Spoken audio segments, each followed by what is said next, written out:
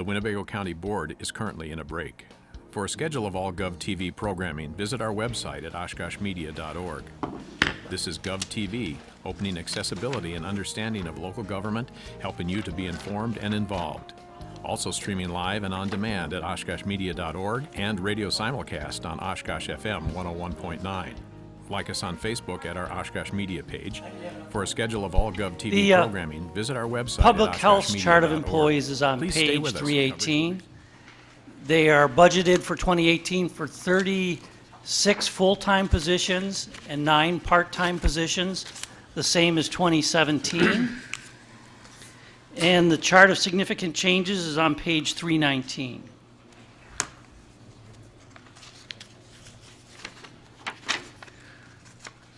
Doug is in the back of the room and can take any questions you have. Supervisor Wojciechowski. Thank you, Mr. Chairman. So this is related to the Winnebago, you mentioned the mental health facility. I don't know if this is more for Doug or for Dr. Topol, but could you kind of just give some background on like the relationship that is with the county? And I know you said it's mainly run by the state, but could you give kind of like description of that? That really would be more in human services, but I'm sure Doug's familiar with it as well. But that's a state institution. It's named Winnebago because it's located on Lake Winnebago. It has nothing to do with the county. However, if someone with mental health issues is taken there, under some circumstances that can be at county expense. Most stays are relatively short and they're very expensive, and I may have misstated the cost before, but it seems to me the number that is in my mind is 900. It may have been $900 a day at one time, but I think I said now it's $1,000. Yeah, I think I said 900,000. That wasn't correct. It's $900 a day, so now it's $1,000 a day.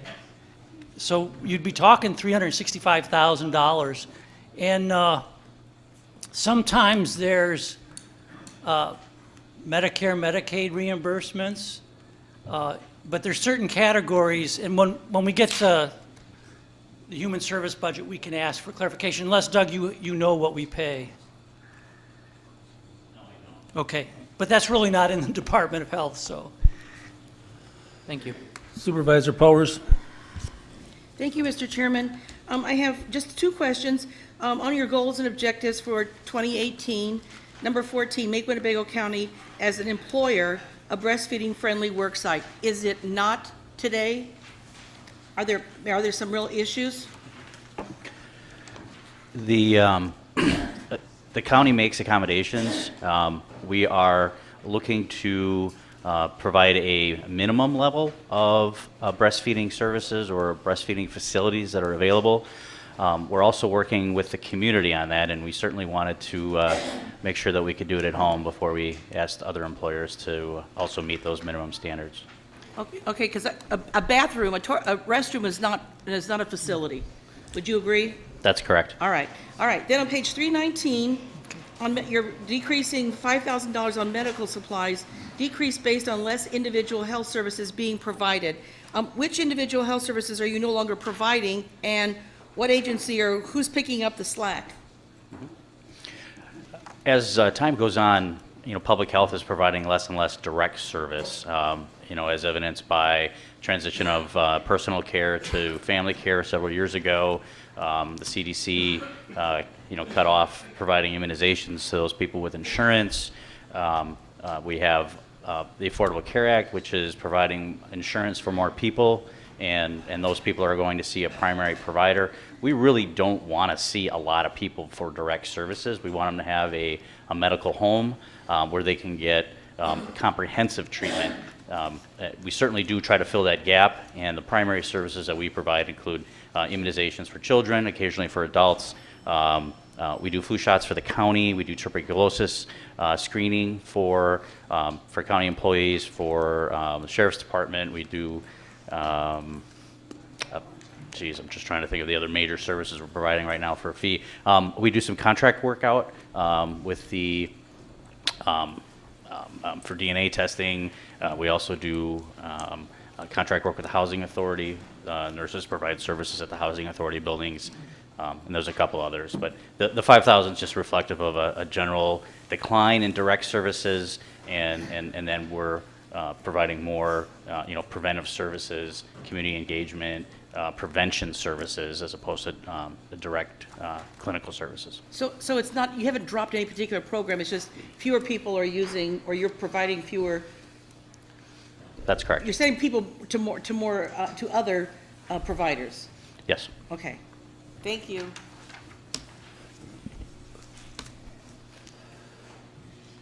Okay, thank you. Page 326, child support. Child support is an area where there's reimbursements for their costs.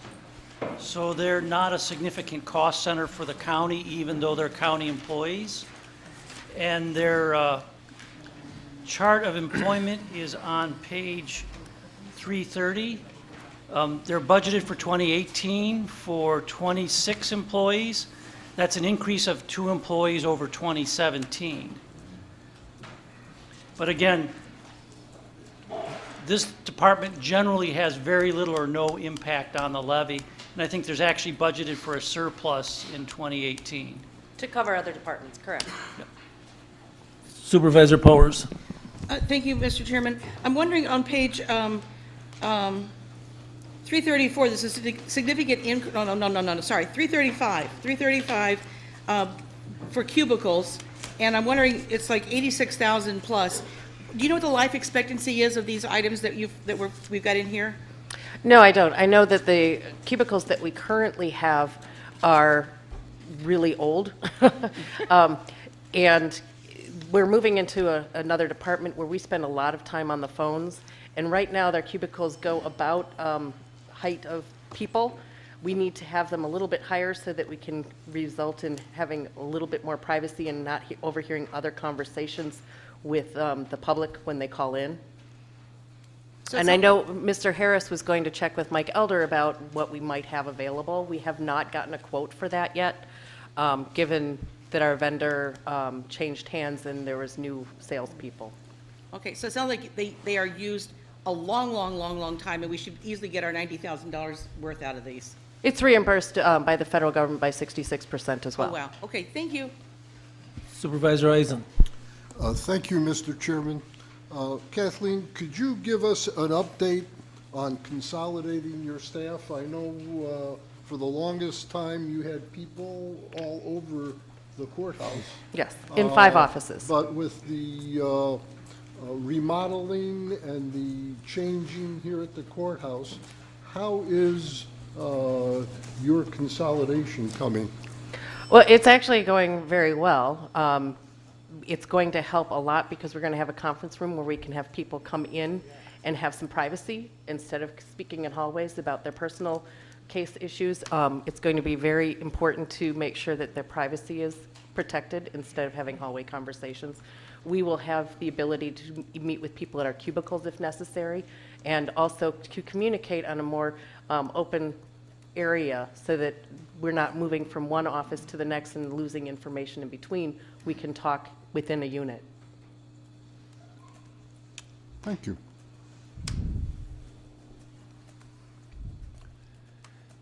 Thank you. Veterans, 357, or 337. On page 342 is their chart of employees, and they're budgeted for 7 full-time employees in 2018, the same as 2017. However, there has been a change.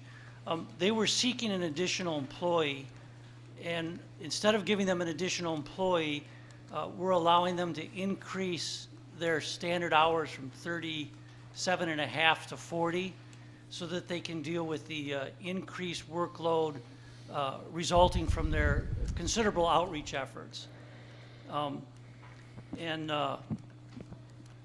The director is in the back of the room and can take your questions. Supervisor Powers.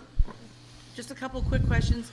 $300 on advertising for the last 2 years. Do you feel that your advertising, and I'm not against advertising, do you feel like your advertising is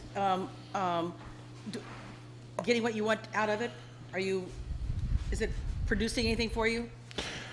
Yeah, we Actually, we use some of the CVSO grant to advertise benefits. The mainly that what I'm using is to save cost is Facebook. I have a free radio show. We do email, newsletter, and then we do outreach events like the Senior Expo and things like that we use. So we don't use a lot of printed advertising, but we use a lot of social media and whatever else we can access. Okay. So printing advertising, we have a pamphlet for the office, but we do a lot of stuff internally that we print off our own. And one other question, on auto allowance other and auto allowance taxable, you're at zero. You took a hit of $2,000 on the taxable that you're not getting this year. What's the impact going to be on how you're able to do your job with no automobile allowance? Yeah, is that Chuck? I think that's the one we moved. That's on page 346. That's the $2,000. Yes. Yeah, what that is, that's a contract that we have with the Salvation Army. We actually moved that to a different column. Well, yeah. So it's not can see that impacting us. We're just moving it to I think other contracted services this year. Yeah, I see that. And so I wrote down Salvation Army in that one line. So that $2,000 got moved down to the 39 down here, or 51. That's for transportation of veterans to medical visits, right, isn't it? exactly, Okay. right. All right, They so- run the transportation program for us. That's all I was concerned about, that people weren't being transported. Thank you. Okay. Supervisor Haig. Thank you, Mr. Chairman. In regards to the Veterans Voice radio program, is that the one I hear you do on, is it the Bob Burnell Show? Right. Yeah, we do that once a month, and we get a lot of response from that. Yeah, It's a good show. It's really good stuff, and you have a real nice radio voice, too. Well, so thank I you. compliment you for that. Thank you very much. Thank you very much, yeah. Thank you.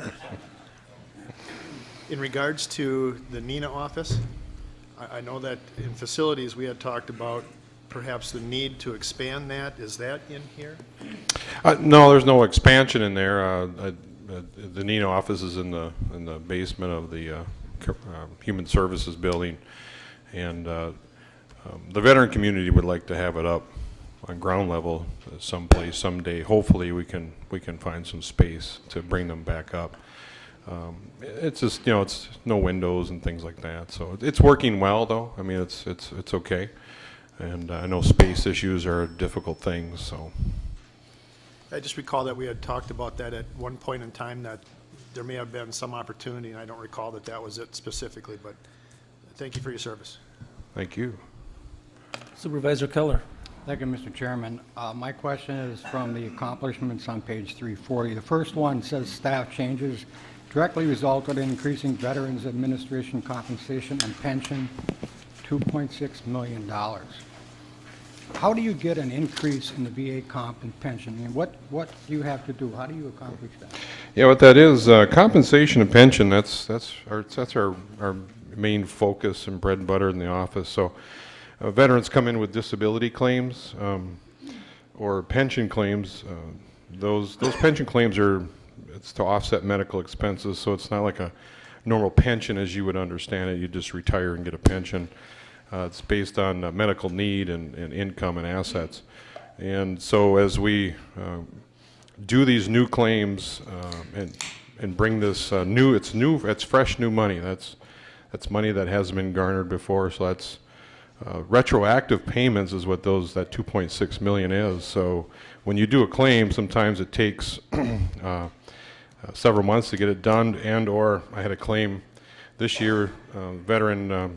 The VA made an error on his claim, and we garnered $105,000 on a homeless veteran's claim. He was actually living on the street. He doesn't live on the street anymore. So that's where that retro money comes from, $2.6 million. So now that veteran will get $3,000 a month because I got him 100% service-connected disability. So that residual income will come every month. So the economic impact moving forward is massive. And that 2.6 million, can you tell me how many vets that is going to? No, I can't. I didn't break it down by veteran. It's just something that we watch, and we try to. My goal every year is to do $2 million every year, but I can't break it down. I didn't memorize those numbers. Okay, item 6 on that accomplishments list, excuse me, it says something about obtain nexus opinion letters. What's a nexus opinion letter? Yeah, nexus opinions, so, so for instance, if a veteran injures himself in the service or herself in the service, and the VA denies that claim, we have to get a nexus opinion. We have to tie that disability to service. So we have psychiatrists that I utilize here locally, and I got one down in Mequon. So if VA denies service-connected disability for PTSD, or they don't rate it high enough, then we'll go get a nexus opinion from a provider. We'll send that veteran down there and get that opinion and win that claim. That's how we do the 2.6 million. Without those nexus opinions, you don't win very many claims. Okay, thank you. Supervisor Eisen. Thank you, Mr. Chairman. I have a question for Mr. Harris. We're aware of the fact that the Veteran Service Department is moving to the administration building. Has that been accomplished? We're moving November 27th, the week of November 27th. Okay. We'll be on the 3rd floor. The follow-up question is, what will be the use for that building right here on the, next to the I Orrin think, King building? I think the people that we bought the building for reserved a right to take back some of the historical portions of the building, but it probably will be demolished. It's in pretty bad shape and infested with squirrels. Squirrels and mice and Yeah, and ceiling leaks. yeah. The roof, I should say, leaks. So that probably will be an expansion of the courthouse's parking lot. Maybe that's why we got so many mice in this building.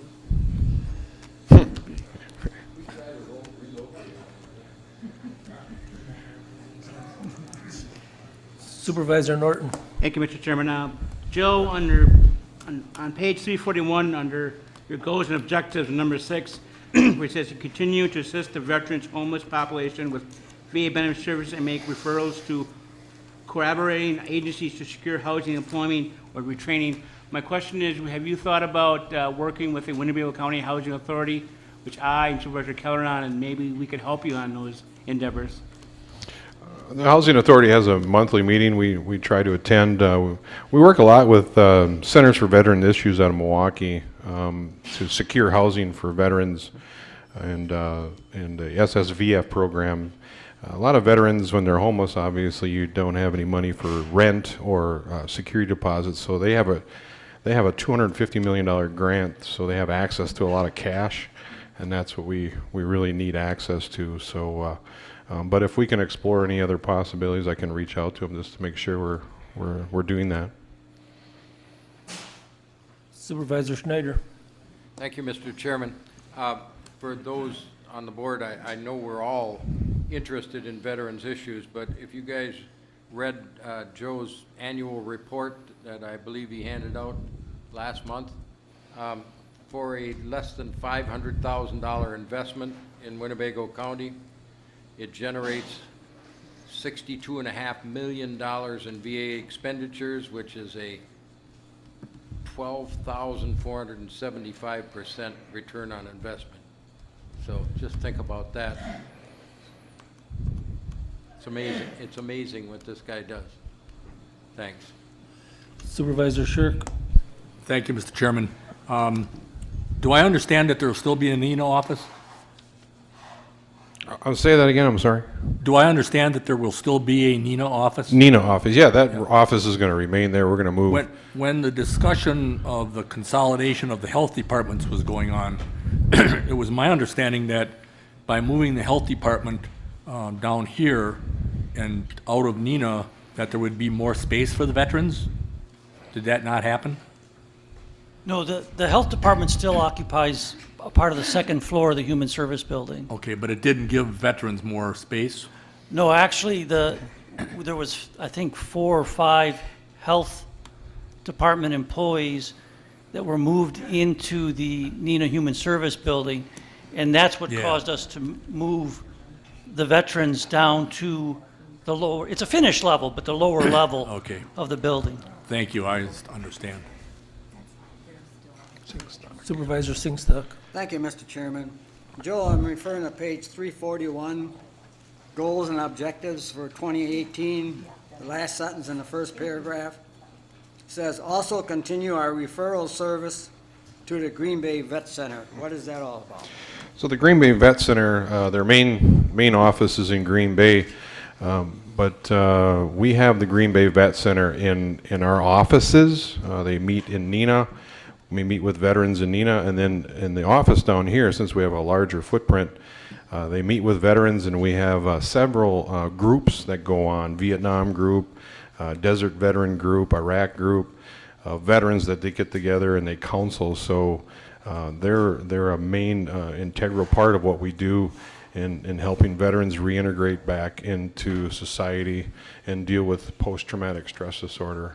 So that's the Green Bay Vet Center and their function.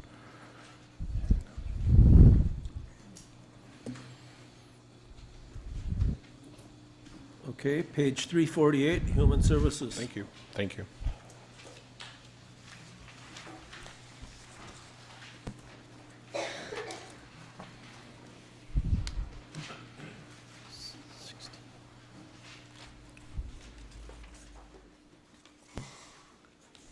On page 361 is the chart of employees for Human Services. They're budgeted for 257 full-time employees. That's an increase of 4 over last year's budget. And 25 part-time employees, the same as last year. And Human Services is our largest department in terms of total budget and spending. However, they're the second largest in terms of tax levy, because much of their money comes from state funds. And there's a chart of significant changes on page 362. And Dr. Topol's in the back of the room to take your questions. Supervisor Eisen. Thank you, Mr. Chairman. Dr. Topol, on page 236 of the budget, under Sheriff Goals, number 2,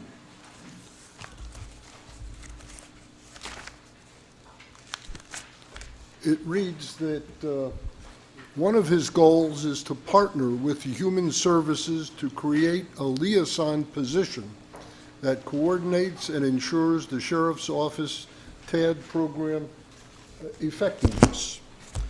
On page 361, under Human Services, there's a indication, increase of 4 positions, and they are identified, numbered 1 to 4. Is this position that's referred to in the sheriff's goal listed as one of those positions, or is it not? Yes, it is. It's number 1, the AODA counselor position. The reason that we defined it as an AODA counselor position is that given what that person will be doing at the jail, they'll be working with a lot of folks that have both mental health and substance abuse histories. They're going to be doing discharge planning work so that when a person leaves the jail, they'll hopefully be able to be connected right away with providers in the community. That person also may be doing some assessment of their alcohol and drug needs as well. So we felt that the appropriate titled position would be AODA counselor in our budget. So that is the position that the sheriff and I both talked about going back to April that would be added into this year's budget, or next year's budget. Has there been any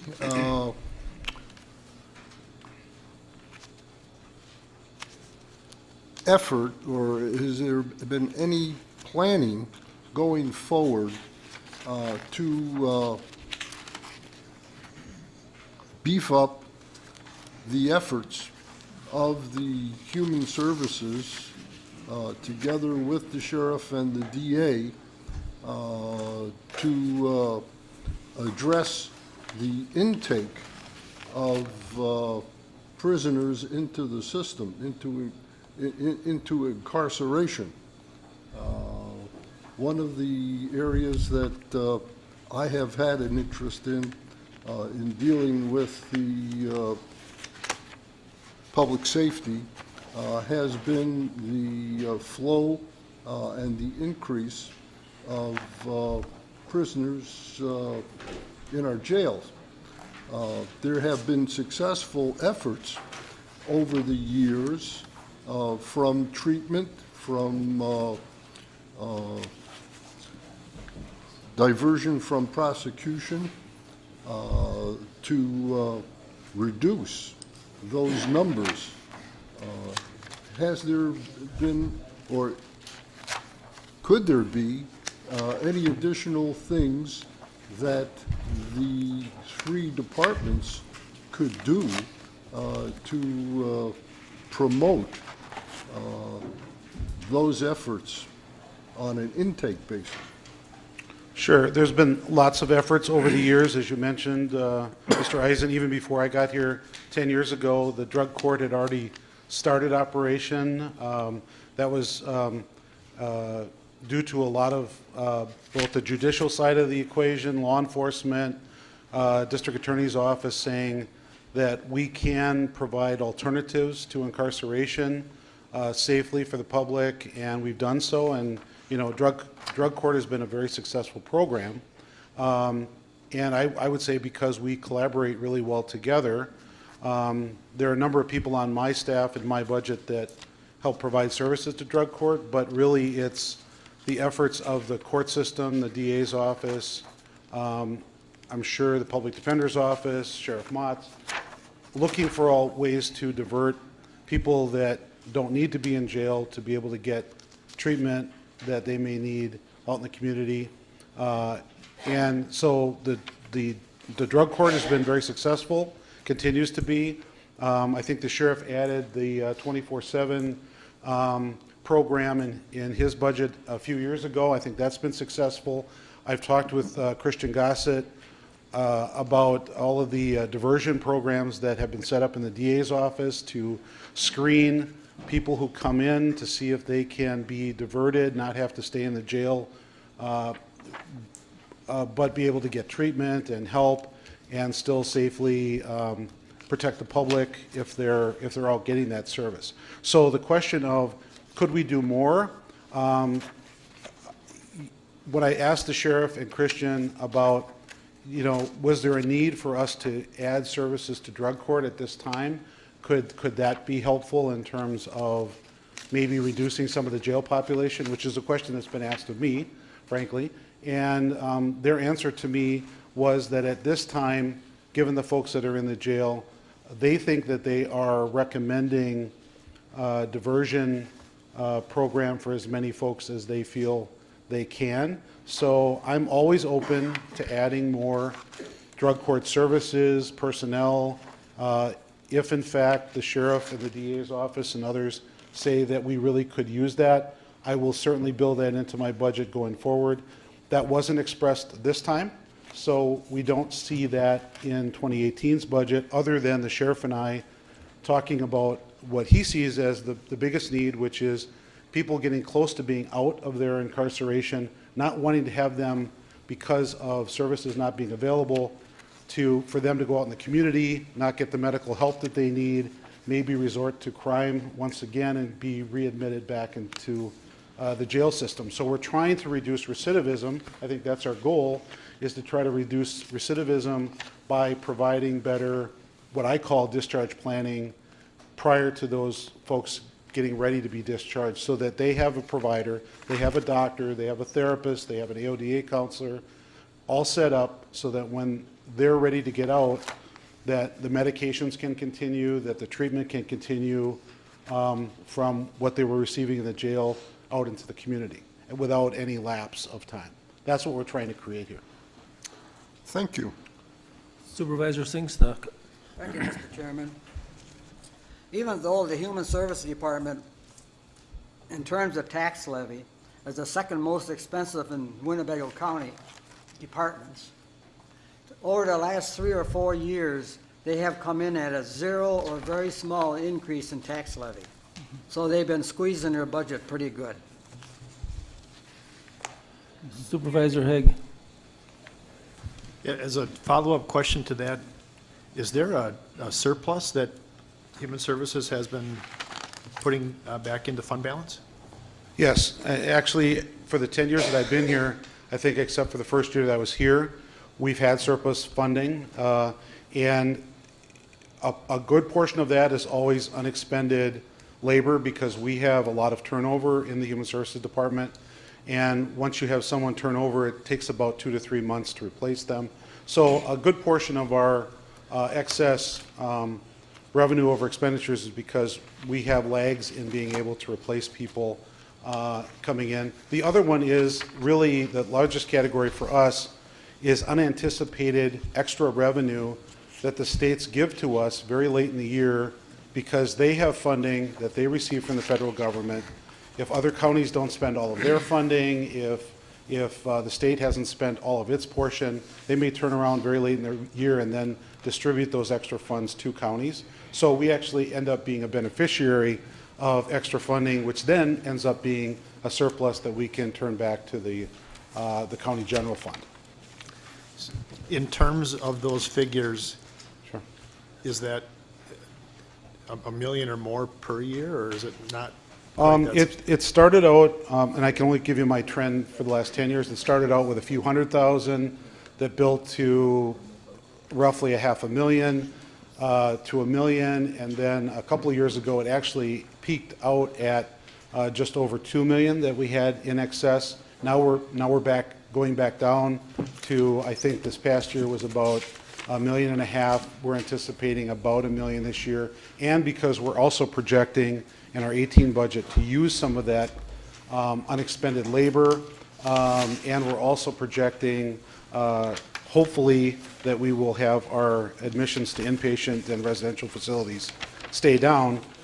We're actually using what we believe to be not needed revenue to reduce the tax levy obligation for next year, because Mr. Harris asked our budget to come in using the same tax levy as last year, which means that we needed to cover any of the labor and fringe benefits, as well as service cost increases that we know are going to be going up next year. So that's how we're doing it. And as I've told them many times, that at some point I believe that our excess revenue, so any overages that are coming back to the county, hopefully will be going down so that we get closer to a break-even budget, so that we end up with a zero balance, because I don't like to be under budget, because obviously then you're asking me the question, why am I under budget, or over budget, excuse me,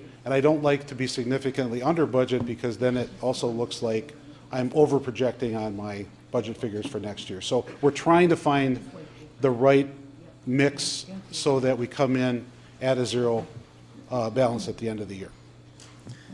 I understand you don't have a crystal ball, but with the same levy as 2017, do you estimate that you're going to come in substantially under budget? No, I don't believe that we're going to come in substantially under budget in 2018. I hope that we break even, or that we're maybe a few $100,000 to the good by the end of 2018, but I'm hoping that we don't have large surpluses, again, because obviously then that reflects maybe we didn't need all of that money to begin with. So I'm trying to do what you're asking, Mr. Haig, is to try to build a budget that basically comes in so that we break even. That's our goal, not over expending or under expending. Thank you. Supervisor Brooks. Thank you, Mr. Chairman. You and I had a very brief conversation a couple weeks back and never got a chance to finish it. You have significant revenue, if I'm reading this correctly, that comes from the Older Americans Act and passed through. And I'm assuming it's for adult protective services, aging, ADRC, and some of these other ones. and the SHIP program, which is designed to help elders. There's a lot of talk about decreasing those federal funds, and I know that that's a subject that's being looked at on the Hill right now. But what impact will that have, not just on the levy, but what impact will that have on your being able to provide services? And the one number I've heard tossed about at the state level is $1 million decrease in the SHIP funding. Well, I was very nervous, to be frank with you, when they were going to be making all of these changes. And I know most of the information that was out there nationally was about the Affordable Care Act and the changes there. But also as part of that enactment was to change significantly other funding to the states. Medicaid funding, Older Americans Act funding, funding for volunteers, and all kinds of things that we really need here in the community. And so when that was all happening, I was very unsure about what to put in the budget for 2018, because if a lot of that funding got changed, and it would probably be changed to the lower amount, then my projections on what we could generate for revenue would have to go down quite a bit. And then we'd have to make some decisions about whether or not to scale back some of our programming. That would probably be the likely effect. But the Affordable Care Act situation and everything that went with it right now is on hold. I don't know that it's necessarily gone away. I read another article yesterday that says, that's still, being talked about. But I would say that for 2018, that I feel comfortable that these budget figures will hold.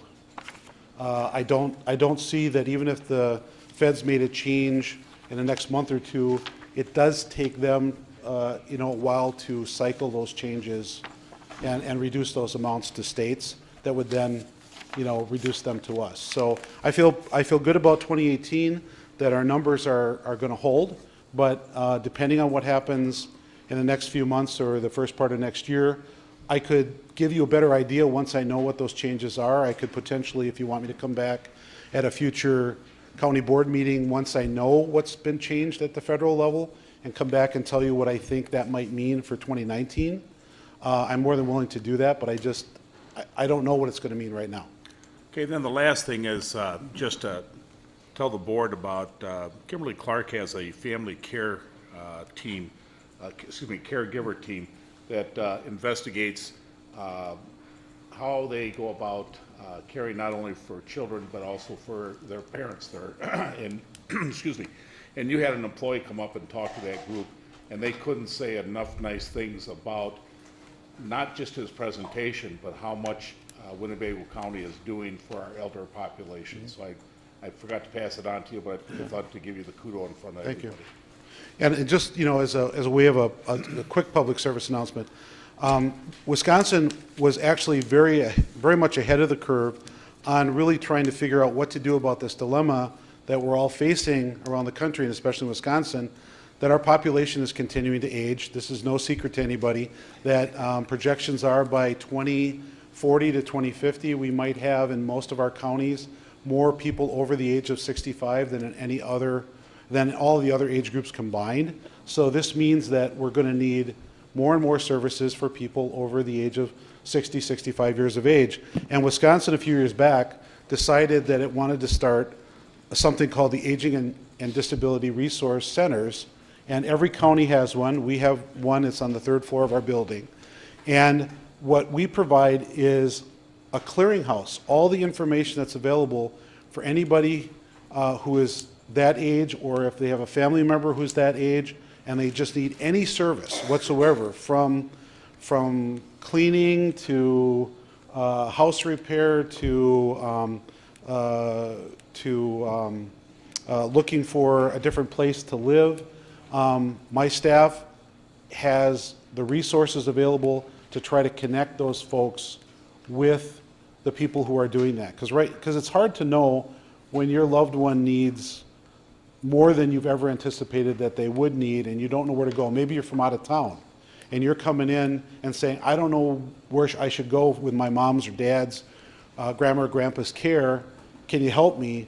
That's what the Aging and Disability Resource Center is there to do. It's a free service, anybody can use it, I have heard, just kind of going along with, we probably get more positive comments about that service on a yearly basis than any other service that we provide. And I just think that it showed that Wisconsin really cares about its elders. It wants to provide as many services to get folks the help that they need. So if anybody has any questions about that going forward, I can certainly give anybody here more information.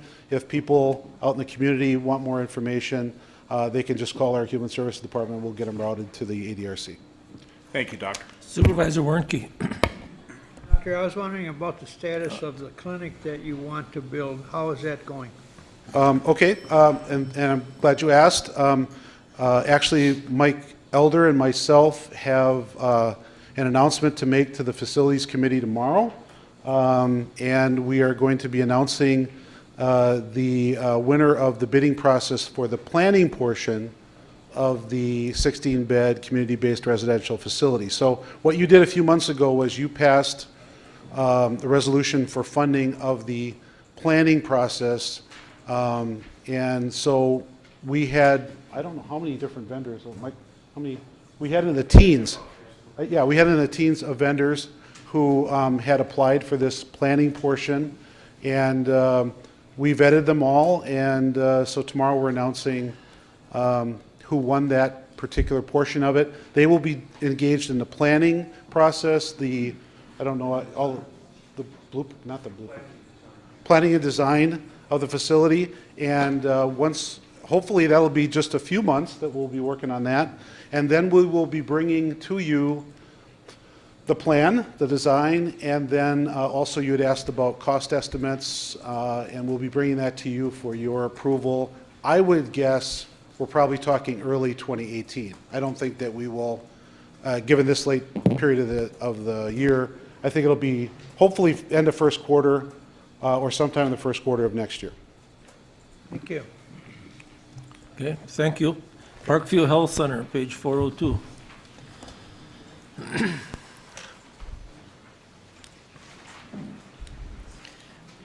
Parkview is another large 24/7 operation, and their chart of employees is on page 406, and they're budgeted for 215 full-time employees and an additional 10 part-time employees. That's the same as 2017. There was a change, though, after we did the budget book, where we're planning on paying a shift differential for the second and third shift to CNAs, and Marlea is in the back of the room and can tell you more about that or answer any questions.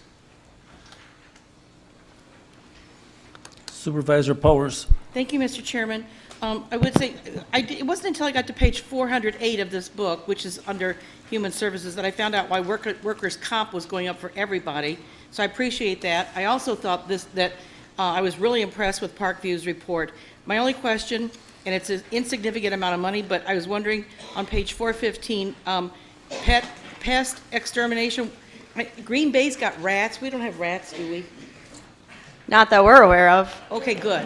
What pests are you, is it mice or bugs or? We have some issues with mice, but our exterminator is pretty on top of that and does regular visits to prevent that. Thank you. It was a great report. Thank you. So what is our rating now? Are we still a 5-star, gold star rated? 5 stars Parkview across Health the Center? board. All right. Very good. Supervisor Keller. Thank you, Mr. Chairman. I just wonder, what is your census? How many beds are you having occupied at this time? Well, our capacity is 168, and we typically run around 160, just kind of depending on the month. Okay, thank you.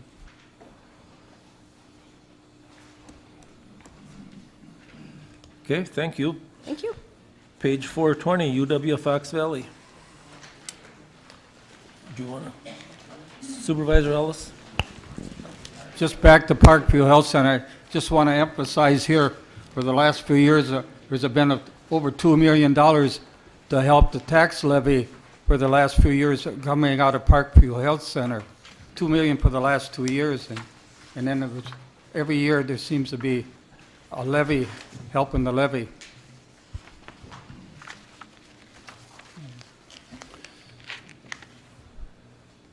Supervisor Powers.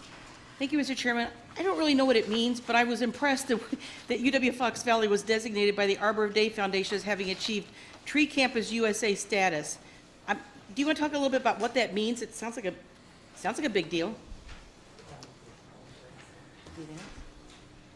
It's on page 422, number 5.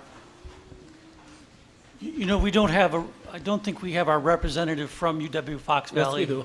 Is he here? Isn't she? No, I'm expecting the facilities. Yeah. But I'm sure it's a matter of how many trees they've planted on their campus, but I couldn't tell you any more than that. So we'll just skip that, somebody coming, you back. said? Yeah, we think Okay, so. we'll skip that and go to Okay. UW Extension. Page 430.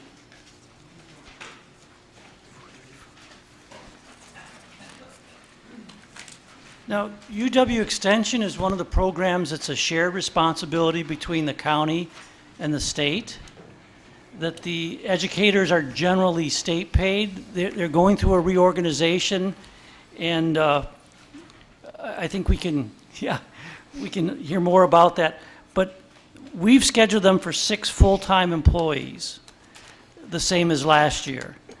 And the new director's in the back of the room. Good afternoon. Not yet. Supervisor Gordon. Oh, my question was actually regarding UW Fox Valley. Okay. Supervisor Powers. Thank you, Mr. Chairman. I just want to compliment the 4-H program. And I was not a 4-H person. I was a Girl Scout, so it's not that I got any horses in this race. But the scrapbook that was on my desk last month, probably was about 15 or 17 pounds. It was a huge scrapbook. The little girl had done a lot of work, and I was very impressed with the way she had documented it and the work that is being done with 4-H.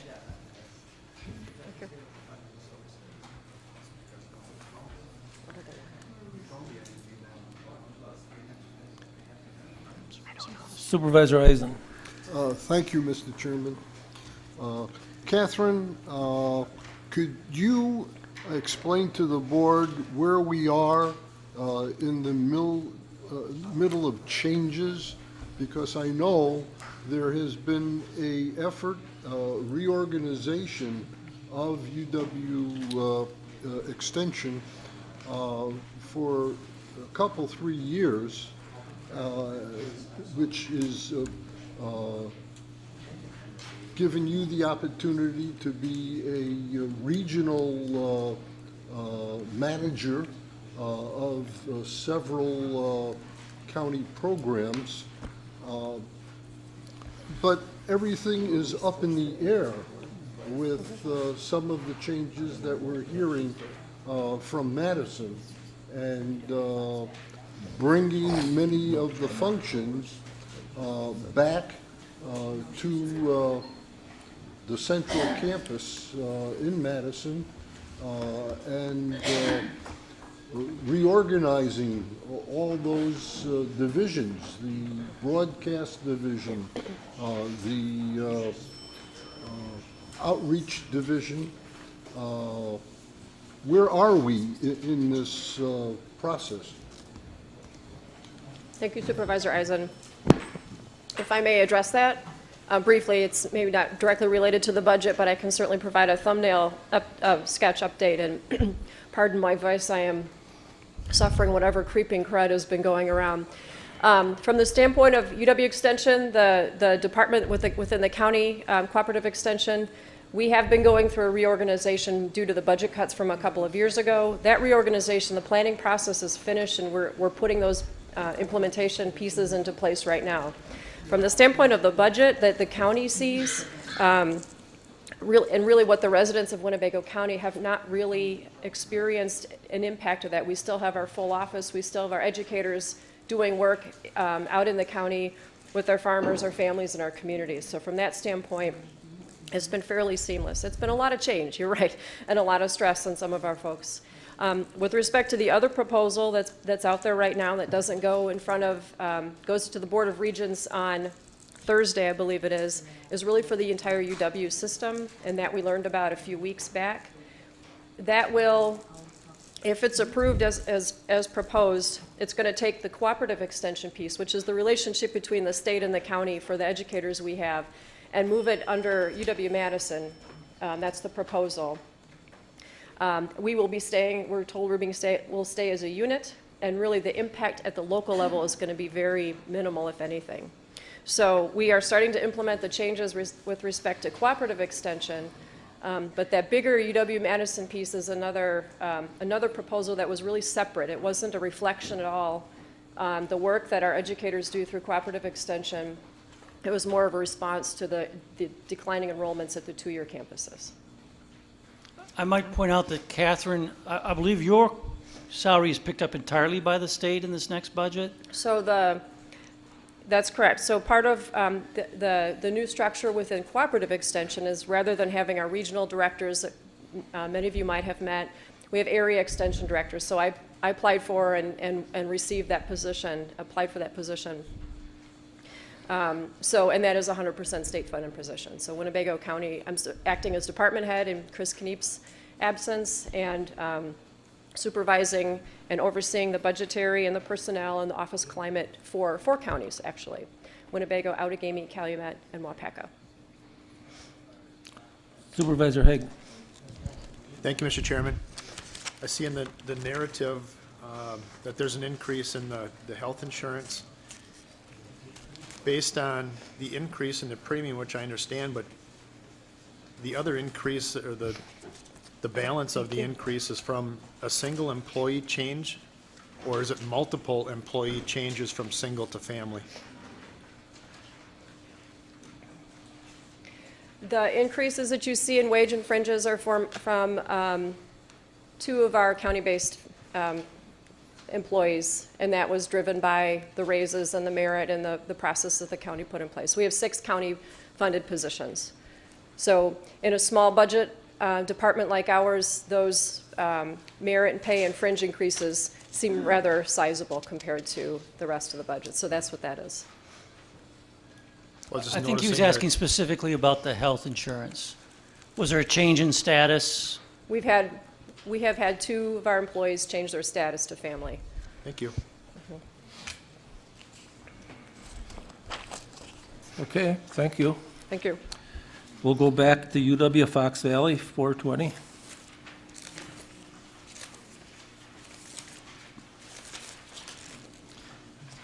Now, with UW Fox Valley, the county does not provide any employees to UW Fox Valley. We provide a small amount of levy. I think it's about $150,000, you can see in your books. But our primary responsibility is when there's capital items on the campus. That's the responsibility of the local sponsor. There has to be a city or a county that's a sponsor of the campus. And I think we're probably the only campus that's sponsored by 2 counties together, Outagamie and Winnebago. And so our expenditures can be significant when there's a capital project, whether it be adding a new engineering building or the Communication Arts Center or a major parking lot repair. Those are the expenses that fall on the county. But our ongoing annual expenses are much, much smaller. And what we get in exchange for that is we have a low-cost option for the first 2 years of college for our citizens. They do have a 4-year engineering program there through Platteville, and a lot of opportunities for the community as well. That Communication Arts Center is used more than once a day for different events and is a community asset. The facilities director is in the back of the room and can take any questions you have on this budget. Supervisor Powers. I just have 2 brief positive comments. On page 425, in revenues, $10,368 increase based on the contracted revenue received from Verizon Wireless for tower rental. Good for you for going after that and utilizing your tower. And on page 422, which I mentioned before you got here, UW Fox Valley, on page 422, number 5, UW Fox Valley was designated by the Arbor Day Foundation as having achieved Tree Campus USA status. It sounds really great. I don't know what it is, but congratulations. What is it? The tree campus, to be designated, you have to have a management plan in place combined with like the local arborist, and you have to carry out that plan and you have to apply for it every year to receive that. We are one of the very few tree campuses with that designation. So. Okay, thank you. Supervisor Gordon. Thank you, Mr. Chairman. I had a question on, it's under capital outlay items. It's the circulation desk renovation. I see it's listed at 24,000. Now, is that something that both counties? Yes. So- The capital that would be in there is the total amount. Outagamie's would share half that expense. Okay, so what exactly is this, because it's a technology upgrade? Well, the circulation desk in the library was built as part of the original 82 construction, before we had computers, before we had data, before we had power needs, and before ADA compliance was a big thing. Now it just doesn't serve our needs very well. It's been modified several times to try accommodating those needs, and looking at it, the direction I thought was best is just to basically demo it and build a new circulation desk, which involves power, data, flooring repairs, and a new circulation desk to ADA standards to serve the students and the public as for that fact. Okay. So. Yeah, I was just curious whether that 24,000 was what, for each county? or No, each- that would be the total estimated cost, and Winnebago's county would be half. All right, thank you. Supervisor Wojciechowski. Thank you, Mr. Chairman. This is, I guess, more so for Mark. I know we talked a couple times about the concerns to do with the merger going on, and first I just want to say I'm glad to see that we're keeping our obligations for funding our portion. Have you reached out to Outagamie County at all and kind of gotten their sentiment on the thing and seeing if they're fully committed as well? I've not talked to their committee members of UW Fox Valley's committee, but I did hear this week from Dean Martin Rudd that there is commitment there. I did talk to the county executive, Tom Nelson, and he indicated a continued commitment to UW Fox Valley as well. And one of the most reassuring things was that the chancellor of UW Oshkosh indicated how important UW Fox Valley is, because that's their single largest source of transfers in to UW Oshkosh. And it plays an important role in filling out those junior and senior classes, because you have a certain amount of drop-off of freshmen and sophomores. And it's one of the larger two-year campuses, and they have great expectations for enhancing the services there and continuing it. But I think it's in the county's interest to continue to show a willingness to invest in that campus to ensure that it continues as an ongoing asset. Yeah, I know there's been a lot of concerns from students and administration just, dealing with this, so that makes me happy to hear that. Thank you. Mark, if I could, Outagamie County did pass their operating budget for 2018 last night at their county board meeting. So to answer or to respond to your question about support, if they had any questions, they would obviously have questioned us with our operating budget for next year as well. So. Supervisor Haig. Thank you, Mr. Chairman. In regards to line item 55003, snow removal, I know that went up considerably in the 2017 budget. Were all those funds expended last year? For snow removal, no, they were not. Snow removal is one of those things. The season is up and down. We've talked about it extensively at our Board of Trustees meetings that we have them about snow removal at budget time. And the thought was to leave it alone at this time and review it as we move down the road every year. You think it was approximately half or two-thirds? I believe the budget 3 years ago was 40,000 for snow removal, and it was a bad year. They came back to the county, and 20,000 was added to it, so a third.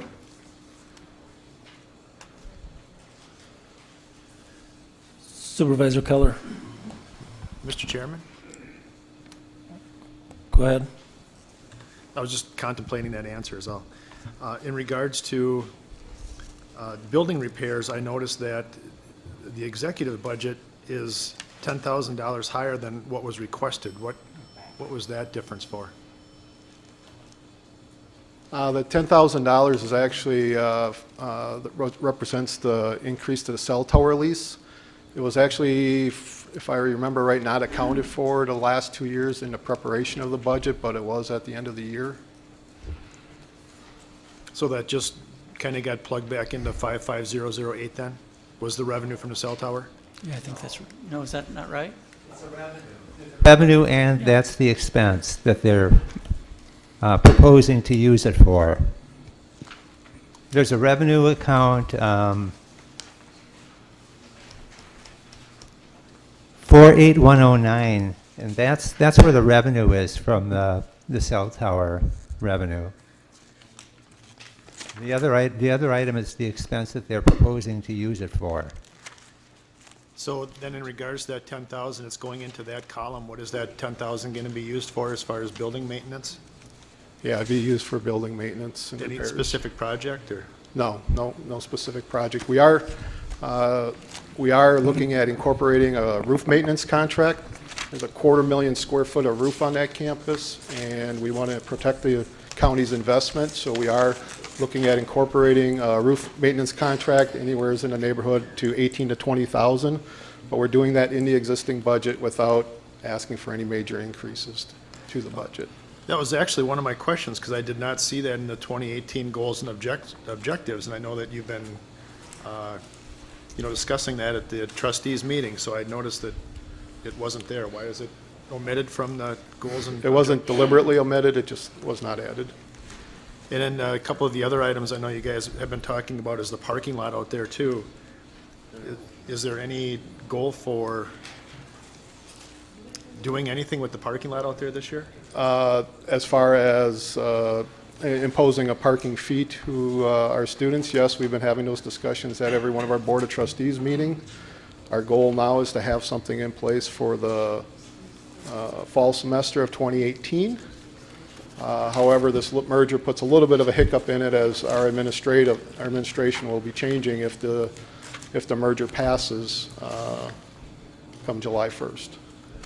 Okay, well, I just know it needs considerable work, and you were talking about doing striping and whatnot too, just because there's not much there for lines and that. And then the other questions were the other buildings that were either up for sale or that were considered for purchase. Have those been kind of pushed off the table now, or is that still something that? I don't think they've been pushed off the table. The building to the east has been sold. I believe the Menasha School District has picked that one up. The building to the west, the owners have been toying with selling it or expanding in place because of their growth. It's our, if our needs as we move down the road dictate that we need the space, obviously it would be our desire to try pursuing that building, but right now it's as you said, pushed off to the side. Thank you. Supervisor Keller. Thank you, Mr. Chairman. I just wanted to make a point where I see something that seems to me a pretty good use of our funds in the accomplishments page on 422. First thing stated there is that they've achieved an enrollment of 2,500 students, and in their goals, they expect to serve approximately 2,500 students. And then if I look on page 426, where it lists the total expenditures of $314,432, if you divide that by 2,500 students, that means we're serving these students for $126. I think that's a pretty good return on investment. I just wanted to make that comment. Thank you. Not correct? I'm questioning, I don't think that, is the enrollment that high? That number is a cumulative enrollment from the fall and spring and summer semesters combined. Our current enrollment as of today I think it's about half that, isn't it? is, I can give you the number? Yep. If you bear with me for 2 seconds. Because there's a couple different ways you can look at numbers. You can look at FTE, full-time equivalency, which is that of a person taking 18 credits, or you can look at head count. So you can look at the numbers a couple different ways. So How about the head count? What's that? Head count? I can give you head count. Head count as of today is 1,367. So 2.5 times the 126, still not bad. Yeah. And I might point out, there's been a lot of news stories about declining enrollment at the two-year institutions. That's if you measure against their peak year. If you take a more long-term view, their enrollment is down from the peak, but not so far off average. So that's kind of a misrepresentation when they go back a few years to the peak year for enrollment, which gives the illusion that this enrollment is unusually low. It is not. It's pretty consistent with the past. Thank you. Okay, thank you. Parks, page 442.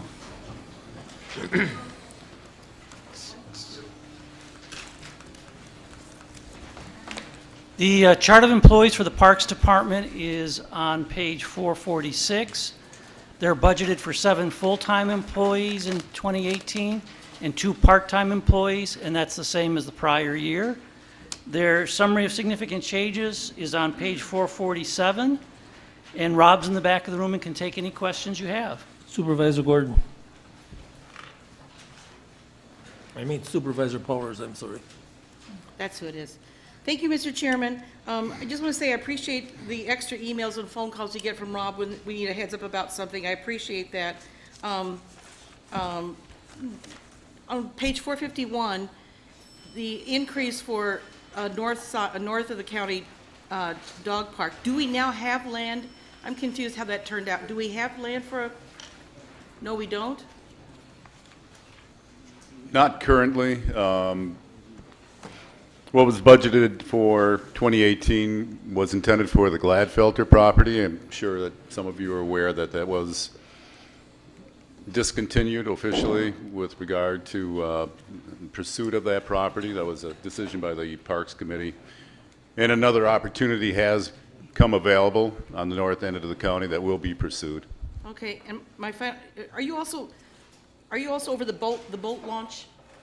Correct. Okay, $79,000 for buoy maintenance, which is over the previous $7,000. Is the $79,000 a one-time thing for buoy maintenance, or is that going to be recurring every year?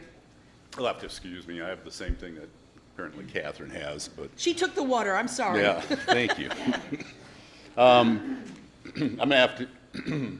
This is going back to what occurred several months ago. If the board will recall, we had bumped up the boat launch fees as a way of recovering what the cost would be on what amounted to a rehab of our navigation system, which we were finding was starting to require a major overhaul. And how we're doing that is putting a third of those navigations into our boat launch fund, so that what you're seeing is that portion reflecting that increase. So that is recurring. That will always be there for maintenance of it. Thank you. Appreciate it. So no, it's not a recurring. That will be a stable within that fund. Okay, so we won't need $79,000 every year. Yeah. Okay, good. That's it. Thank you, Rob. Supervisor Gabbard. Rob, I just have 3 questions for you here. On page 447, the line item temporary employees increased based on 2.5 seasonal positions to address the addition of the dog park in the northern part of the county and the Ken Roble Conservation Park. Question on that is, we don't have the dog park yet, but we're putting money in for 2.5 seasonal positions. That's my first question. Then down farther, water and sewer, 9,500. Just need you to explain that with the stage thing for me. And then on page 460, North County Dog Park fencing, 63,000. Again, we don't have the dog park, but we're putting money in for the fence. So I just need Correct. Well, that's in anticipation of projects that would occur in 2018. Without that, we would wait. We're looking at the dog park coming online. If everything goes well, we're looking to pursue that almost immediately, given a go-ahead with funding. As I said, the opportunity is available to work out something with a party in the north end of the county to go after property, which would then encompass that fencing cost. So that could occur. I'd hate to give a timeline, but if everything went well, we'd start a project at that site in spring, which would then involve extra seasonal support. Ken Roble Park is already there. That we will start becoming involved with already in spring. So these are real projects. We do anticipate going ahead with them already in early 2018 if everything goes. Okay, and how much do you have in for the dog park? All told, the various aspects of it. An element of that is the seasonal support. I can give the breakdown with the fencing, but I think you're right on that with the... It is 63. Yeah. Okay, and then the other was the water and sewer item on 447 with the stage. Just explain that, because the way it's written, it's kind of cloudy. Well, if I recall, it was it's bringing it down, I believe, correct? Is that what you're referring to? Yeah. Yeah. It was anticipated that the stage would go into the grandstand complex. Yep. And that incurred a cost, the significant increase in stormwater fees because of the hard surface that was being added, and that was going to be amounting to a significant bump in stormwater fees. Okay.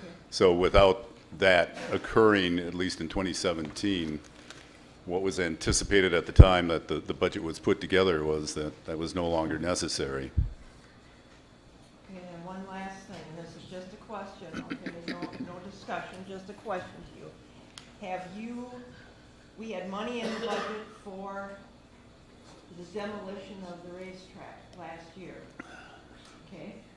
Mm-hmm. Have we progressed to where the point is that we've authorized someone to demo that racetrack as of today? No, the money's still in the Money's budget. still there? Correct. Okay, thank you. Supervisor Eisen. Thank you, Mr. Chairman. Rob, could you bring the county board up to date on the expected resolution and status of the racetrack Life Fest circumstance? I could do that quite simply by saying that it's anticipated to be much of a, I'd say almost a repeat in many ways of what had occurred back in June when the county board did vote. There is an item coming in that at that time it was voted down, but there's significant change in it for the ground lease. That was the item that had been turned down, so that's being brought back in. As far as the racetrack, and I think your question evolves around the RFP that had recently been denied. There is no status change with that. That is still, nothing's being done with that at this time. Thank you. Supervisor Ellis. Thank you, Chairman. Either Mark or Rob, has there been anybody come forward as a promoter for the racetrack? Any person coming forward that wants to be a promoter, another one outside of the one that we've had over the past few years? There has been some interest expressed. There's people that, if we were to go out with a new RFP, that we would include in that RFP. The primary change is something I mentioned to you in the past, where Life Fest will no longer enter a multi-year contract or build a stage. in the current location of the temporary stage. They'll go year to year with a temporary stage instead. And we'll probably discuss that more. It's probably not a good idea to go into details on that here, but there is a very substantial change in the situation that the board needs to know about, yeah. Okay. Supervisor Haig? Thank you, Mr. Chairman. Rob, could you say again, where is the money for the potential fence for the dog park? Mary Beth was saying, and I did not follow where the fence money is. It's in the capital funding. Page.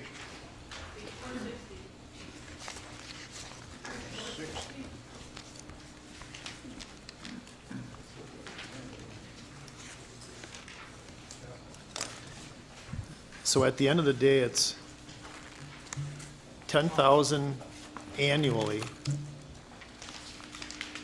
plus the 63, I imagine, is just a bare bones fence. It doesn't. The 10,000 annually was for lease if we used the Gladfelter property. And apparently the Parks Committee has eliminated consideration of that property. So what is the potential then as far as a piece of property then? If we're not going to be renting something for 10,000, that's in line 53549, where's the property? And how much is the property? I need to beg the county board's pardon on this, but it was discussed in closed session, some of the parameters of what we might consider entering into. There's not a formal lease offer that's been put together, but the party involved would prefer not to have a great deal of information put out there at this time, but I will assure you that the intent is to pursue it shortly after, if it is included in the 2018 budget, that it is real, and it would be, if I can speak for the Parks Committee, the intent was to meet shortly after the approval of the budget and start pursuing it, and it could fall within close parameters of what is there in the budget, what you're seeing as far as a lease goes. And what portion of the 14,500 under temporary employees would be used on an annual basis to maintain a potential dog park in the north end of the county? Or is that, I don't even know what that position is for, but how much of that 14.5 would be an annual cost to the county? Yeah, and that's a good question with regard to how much labor support and equipment support. I maximized it actually at being about 25% of a seasonal position, which runs at approximately 5,000. So that would, on a yearly basis, that might run into about $2,000 roughly. And I qualify it because we're looking for support from the municipalities up in that area. We've approached them through the years because they've been part of this whole process, and there's good indication that they're interested in shared maintenance costs.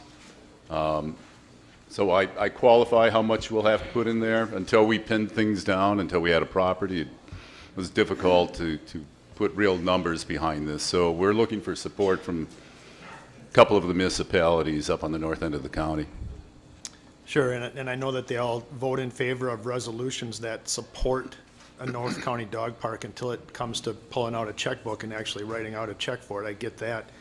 Are there any other miscellaneous or other costs such as insurance or other fees associated with either beginning or maintaining a North County dog park?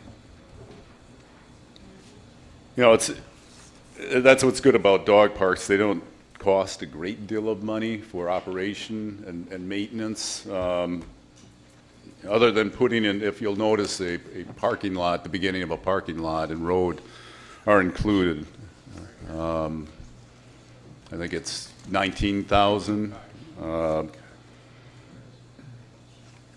So that, I say the beginning because if this site is picked, yeah, it would be going over and above what the cost for the Gladfelter property would have been. So that will need to be addressed in a subsequent year. As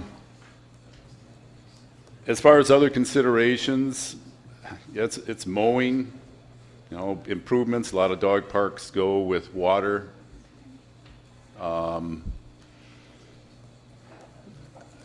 Be quite honest, there's not a great deal of overhead in keeping up a dog park.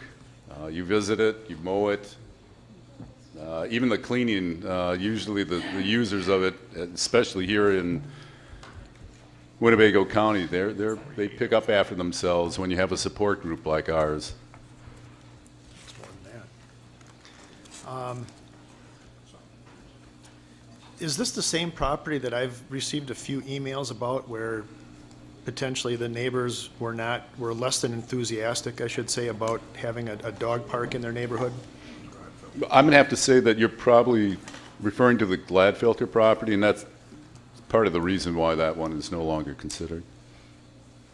I just ask these questions because I continue to find a North County dog park less than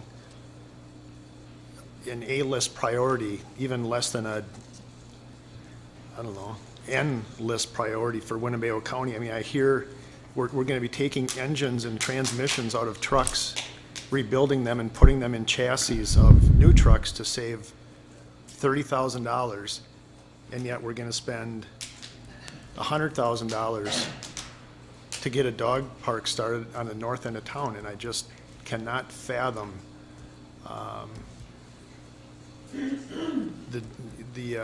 the compromise in paying taxes for one versus the other. And I think that there are probably other people on this board who feel the same way. Thank you. Thank you. Supervisor Rasmussen. Thank you, Mr. Chairman. I have kind of a procedural question here. I'm hearing about the dog park fencing, employees, mowing, but yet we don't know where it is and we don't know what it's going to cost for this property.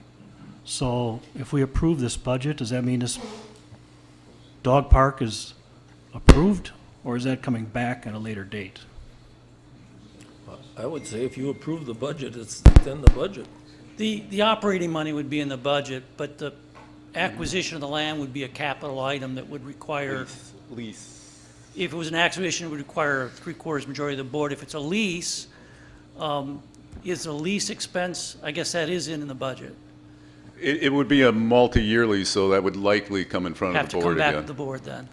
But you're asking us to approve something now that we don't know what that lease is. Well, the alternative is, then if they do acquire the land, then they can't do the operational expenses to fence it and to maintain it because it's not in the budget. So they, it's kind of a chicken and egg question. They're putting it in, but obviously it won't be expended unless they either lease or acquire land to have the dog park. So then we'll be approving that later on? Yeah, a multi-year lease would require board approval. Okay, thank you. Supervisor Gordon. Thank you, Mr. Chairman. I just wanted to address the concern about having a dog park in the north part of the county. I think we all have to take a step back and also remember that part of our job is making sure the quality of life in this county is the best it can be for everyone. And I use a dog park in the south end of the county, but it's not convenient for everyone in this county to drive down here. Not everyone has that amount of time. And I can see a clear need in the northern part of the county for a dog park. People need to exercise their dogs. It's good to get out. It's a social activity, and it's making this a better county for all of us. Supervisor Brooks.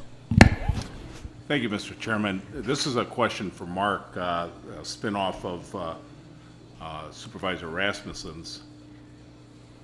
If the county has to wait to approve the lease till that time comes, none of the budgeted money can be used until that occurs. So I don't understand your response to Supervisor Rasmussen. And wouldn't it be better off just to put it all in one fell swoop, seeing as how you can't do any of the fencing or anything like that until we approve the lease? You could do that, and you could have the board voting on operational expenses, but then they wouldn't have been in the budget and won't be reflected in our levy or our tax assessment. So if you really want to have the money for 2018, you really need to build those operational expenses into the budget. If they're not expended, and certainly they won't be if land isn't obtained or leased, then those monies would come back into the general fund. Okay, so it's not a case of having to do this now because the money's available. It's just a choice that you would prefer Well, to have it done this way. If you don't do it as part of the budget, it won't show up in the levy. Right. It's your So it would budget. have to come out of reserves instead of out of levy. Right. It's your budget, and you're saying that you prefer to have it done that way to make it cleaner is what you're saying? Yes. Okay. Supervisor Shirk? Thank you, Mr. Chairman. For what it's worth, in my 40 years of involvement with government, there were two subjects that were most often brought to my attention. One was the Cecil Street overpass, which was built, and the second was the dog park. And I think that there's a tremendous number of people on the northern end of the county who are looking for that opportunity. And so I would hope that this board would step up and move forward.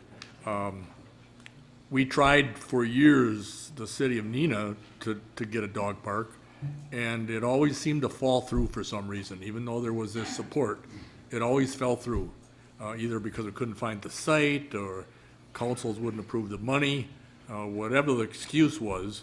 And now I think we have the opportunity to approve the operating portion and then take appropriate action to approve a lease for the site. Thank you. Thank you. Supervisor Finch?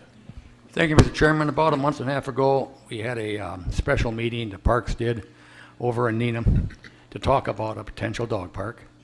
And that's when I found out that the people from Gladfelter in the area was completely against it. But for the past 14 years, we never heard one word, one negative word. So when we found out, I got some emails, some phone calls, and so did some other people, and we felt it just wasn't right to do this to some people. So last month we had a meeting, we had a resolution that Winnebago County Parks will never ever use the Gladfelter property again, at all. And by putting into a resolution, it's almost impossible to break. I mean, right now we can talk about it, and 15 years from now, how many people are going to be here? But at least if it's in resolution form, it can't happen. That's number one. Number two, at the meeting, I had a young lady come up to me and says, well, she called me Mr. Finch, so be it. She said her friend wants to donate $5,000 if the park goes ahead. And I thought, jiggers, if somebody just wants to donate $5,000, that's pretty good. And she says she knows that some other people might also throw in some money, not like the $5,000, but I guess the point is this: if you can get people who want something of this nature, I think we should. And just so the board knows and the public, I do not have a dog, so I'm not pushing for that. But anyway, I think this is a good point, and it's good for the citizens of Winnebago County. And I mean, there's dogs on my end all over the place. So I am hoping that this will go through and everybody will be happy. Thank you. Thank you. Okay, I just want to remind everybody that if you want to add or delete stuff from the agenda or from the budget, we have this form to fill out, and it's coming up. We're going to be closing out pretty quick. Every year somebody hollers fall that they didn't have an opportunity to fill the form out, so fill it out. So that being said, we're going to take a 5-minute break. Well, not really. You forgot my boat launch stuff.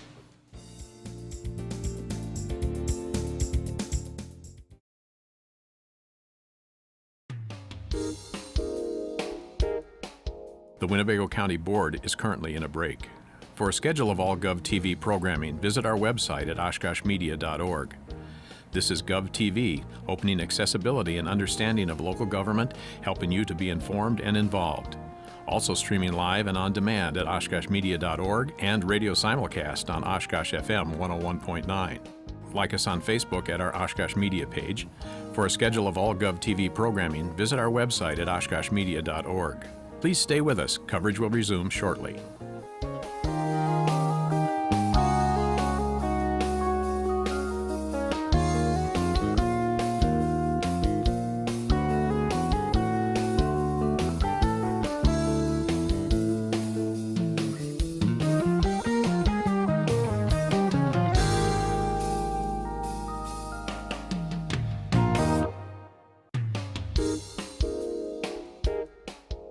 The Winnebago County Board is currently in a break. For a schedule of all GovTV programming, visit our website at oshkoshmedia.org. This is GovTV, opening accessibility and understanding of local government, helping you to be informed and involved. Also streaming live and on demand at oshkoshmedia.org and radio simulcast on Oshkosh FM 101.9. Like us on Facebook at our Oshkosh Media page. For a schedule of all GovTV programming, visit our website at oshkoshmedia.org. Please stay with us. Coverage will resume shortly.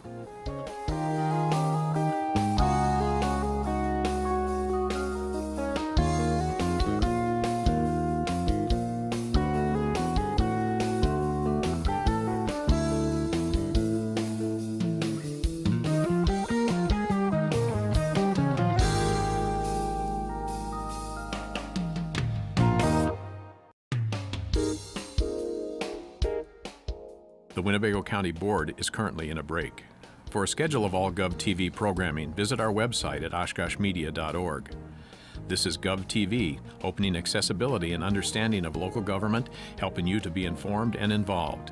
Also streaming live and on demand at oshkoshmedia.org and radio simulcast on Oshkosh FM 101.9. Like us on Facebook at our Oshkosh Media page. For a schedule of all GovTV programming, visit our website at oshkoshmedia.org. Please stay with us. Coverage will resume shortly.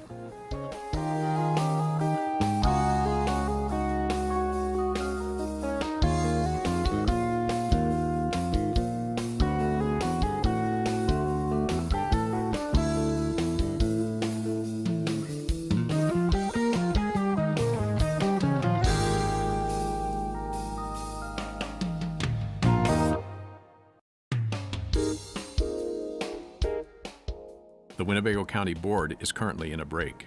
For a schedule of all GovTV programming, visit our website at oshkoshmedia.org.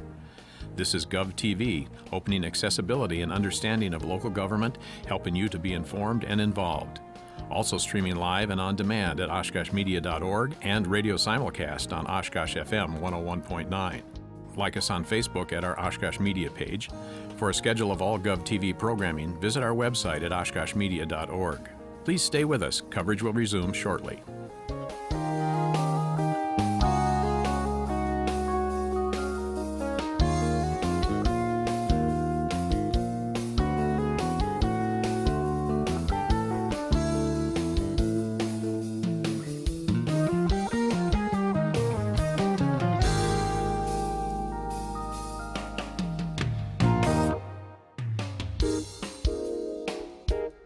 The Winnebago County Board is currently in a break. For a schedule of all GovTV programming, visit our website at oshkoshmedia.org. This is GovTV, opening accessibility and understanding of local government, helping you to be informed and involved. Also streaming live and on demand at oshkoshmedia.org and radio simulcast on Oshkosh FM 101.9. Like us on Facebook at our Oshkosh Media page. For a schedule of all GovTV programming, visit our website at oshkoshmedia.org. Please stay with us. Coverage will resume shortly. Please stay with us. Coverage will resume shortly.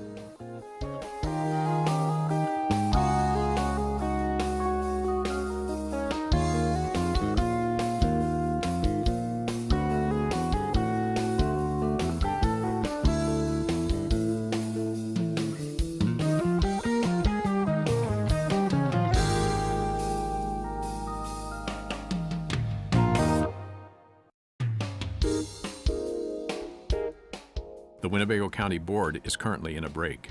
For a schedule of all GovTV programming, visit our website at oshkoshmedia.org. This is GovTV, opening accessibility and understanding of local government, helping you to be informed and involved. Also streaming live and on demand at oshkoshmedia.org and radio simulcast on Oshkosh FM 101.9. Like us on Facebook at our Oshkosh Media page. For a schedule of all GovTV programming, visit our website at oshkoshmedia.org. Please stay with us. Coverage will resume shortly.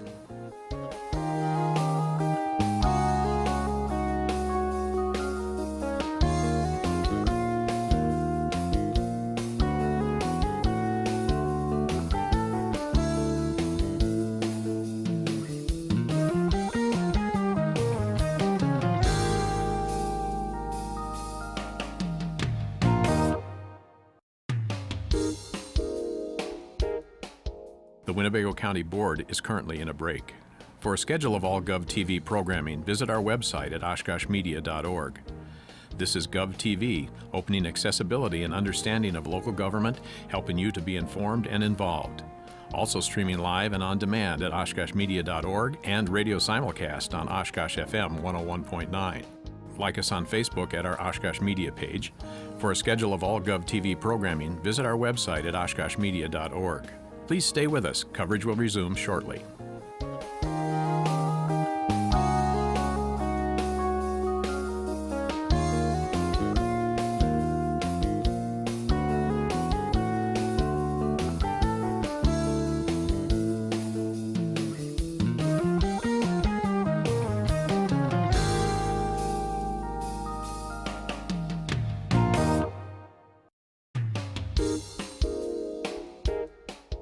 The Winnebago County Board is currently in a break. For a schedule of all GovTV programming, visit our website at oshkoshmedia.org. This is GovTV, opening accessibility and understanding of local government, helping you to be informed and involved. Also streaming live and on demand at oshkoshmedia.org and radio simulcast on Oshkosh FM 101.9. Like us on Facebook at our Oshkosh Media page. For a schedule of all GovTV programming, visit our website at oshkoshmedia.org. Please stay with us. Coverage will resume shortly.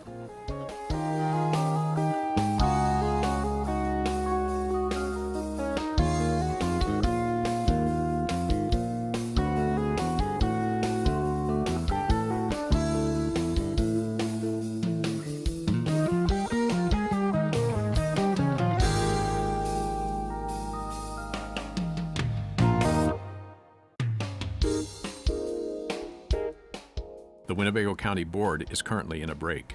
For a schedule of all GovTV programming, visit our website at oshkoshmedia.org. This is GovTV, opening accessibility and understanding of local government, helping you to be informed and involved. Also streaming live and on demand at oshkoshmedia.org and radio simulcast on Oshkosh FM 101.9. Like us on Facebook at our Oshkosh Media page. For a schedule of all GovTV programming, visit our website at oshkoshmedia.org. Please stay with us. Coverage will resume shortly.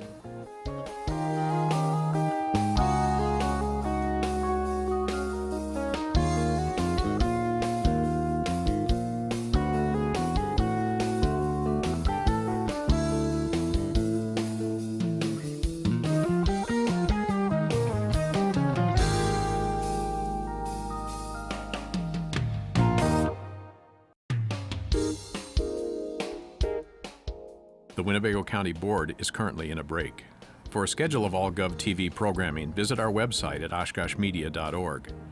This is GovTV, opening accessibility and understanding of local government, helping you to be informed and involved. Also streaming live and on demand at oshkoshmedia.org and radio simulcast on Oshkosh FM 101.9. Like us on Facebook at our Oshkosh Media page. For a schedule of all GovTV programming, visit our website at oshkoshmedia.org. Please stay with us. Coverage will resume shortly.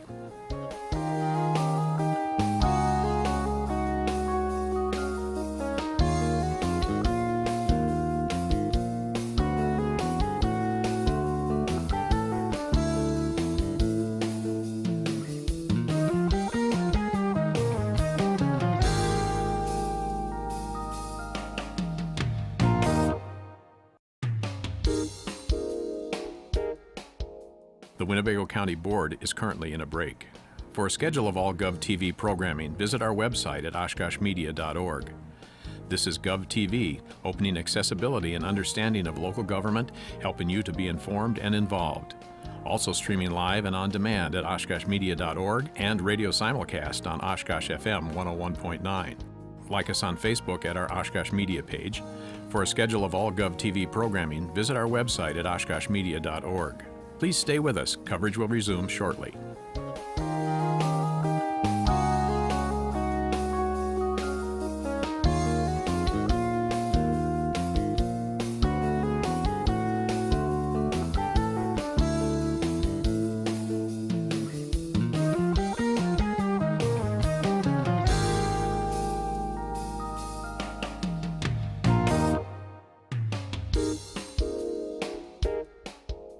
The Winnebago County Board is currently in a break.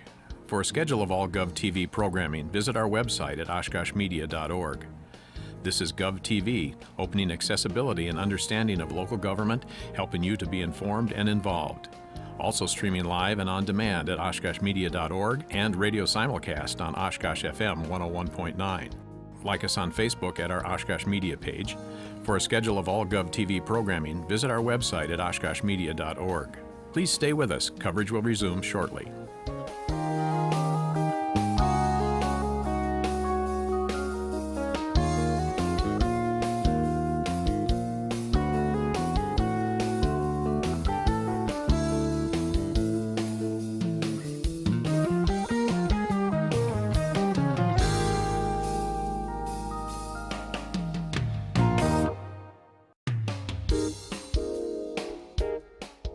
The Winnebago County Board is currently in a break.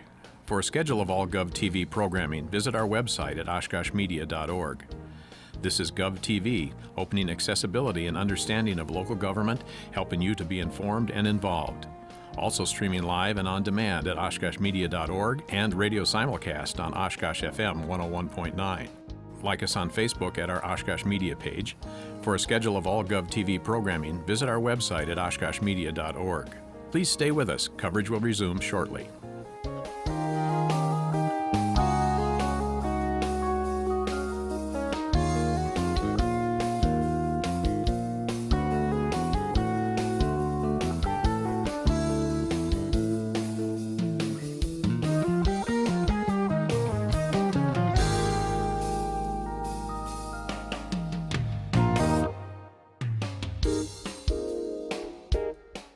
The Winnebago County Board is currently in a break.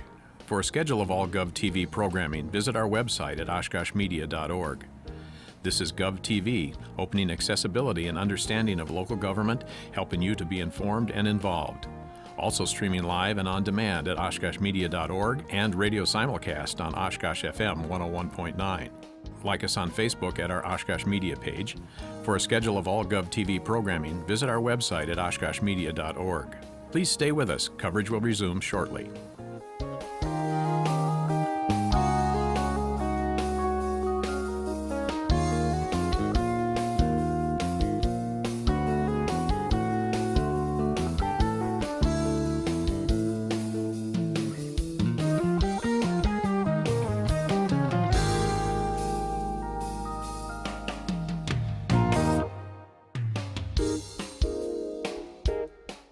The Winnebago County Board is currently in a break. For a schedule of all GovTV programming, visit our website at oshkoshmedia.org. This is GovTV, opening accessibility and understanding of local government, helping you to be informed and involved. Also streaming live and on demand at oshkoshmedia.org and radio simulcast on Oshkosh FM 101.9. Like us on Facebook at our Oshkosh Media page. For a schedule of all GovTV programming, visit our website at oshkoshmedia.org. Please stay with us. Coverage will resume shortly.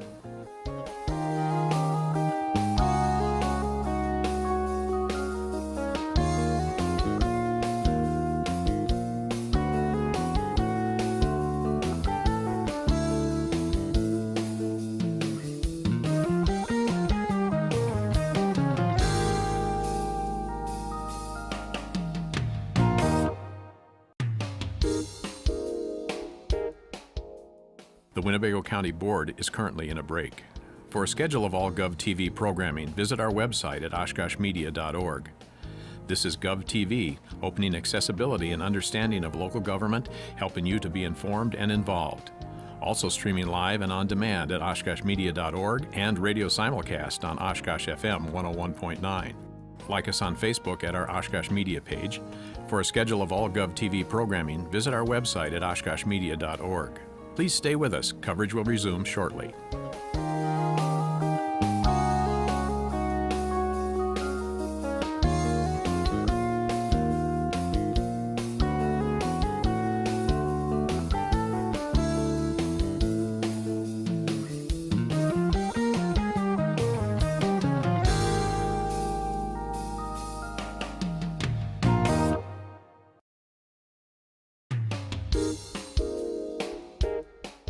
The Winnebago County Board is currently in a break.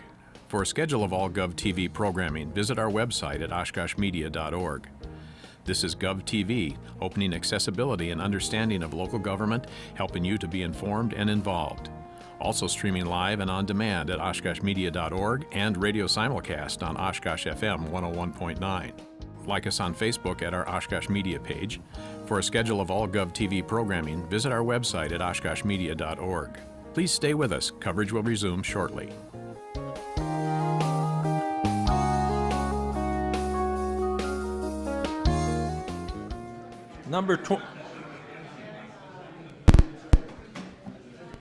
Page 473, the planning, tax lister, and land records modernization.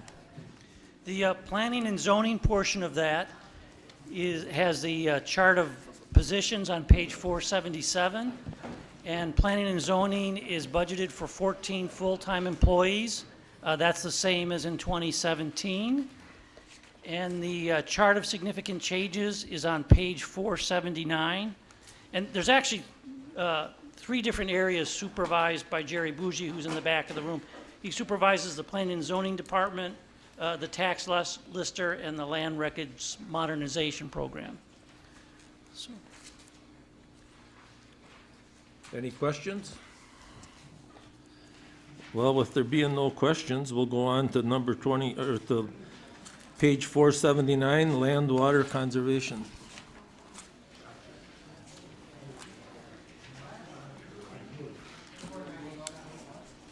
The land and water conservation chart of employees is on page 503. There's 7 full-time positions budgeted for 2018. That's the same as in 2017. And the chart of significant changes is on page 504.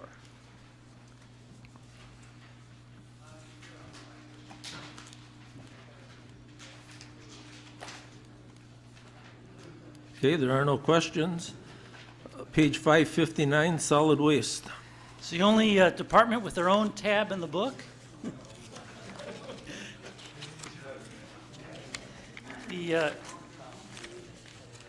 The chart of positions is on page 563.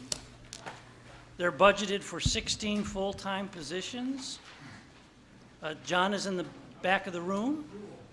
And there was a question earlier that was posed that we wanted to come back to them with regard to solid waste no longer picking up the trash for the rest of the county, and they were asking what was driving that decision. Well, we had been running a collection container rental and lease program that included the county department containers for a number of years, and from a business standpoint, we were running into increased competition. We didn't own a truck and we didn't deliver the boxes. We had to hire that out to a trucking company, and we got some of the bigger advanced disposal buys out smaller companies, and it was becoming tougher and tougher to get competitive pricing on those services. And then we would have to, in turn, coordinate those services, and it just got to a point where it was kind of diminishing returns. Plus our inventory of boxes, of containers, we're starting to get aged, and we're needing more capital input, and it just seemed like a good time to get out of that portion of our business. But obviously we've got county departments that we offered the opportunity to continue to service with the boxes that were there. And then we've worked with the purchasing department to put together budgetary numbers, but also an RFP to solicit pricing for 2018 services. So we're continuing to service those through 17, but in 18 it'll be the individual departments that'll, through purchasing, that'll coordinate that. Okay. So. Thank you. Well, I hate to let them off the hook like that, but there are no questions for you. I was even going to have Paul give them the old you-ya-rah solid waste, you know, how we support most of the county. Sure. Supervisor Farley. Thank you, Mr. Chairman. I indeed am the one that raised that question, and it came up under the facilities budget, and they're plugging in about 20 grand to cover that loss of service. And I understand the department's decision, but in making that decision, you were providing a service to the county, and I assume you charge that back to the departments? Yes. Well, what you're doing now is eliminating the service, but that is a detriment to the departments and the funding of the county, actually. Just one department is 20 grand to pick up the loss of your service. Did you factor all that in there, or did you Well, just say, well, I guess when you're talking about what's included in the facilities budget, we had to make some estimations of how the prices might increase, and we wanted to be on the conservative side.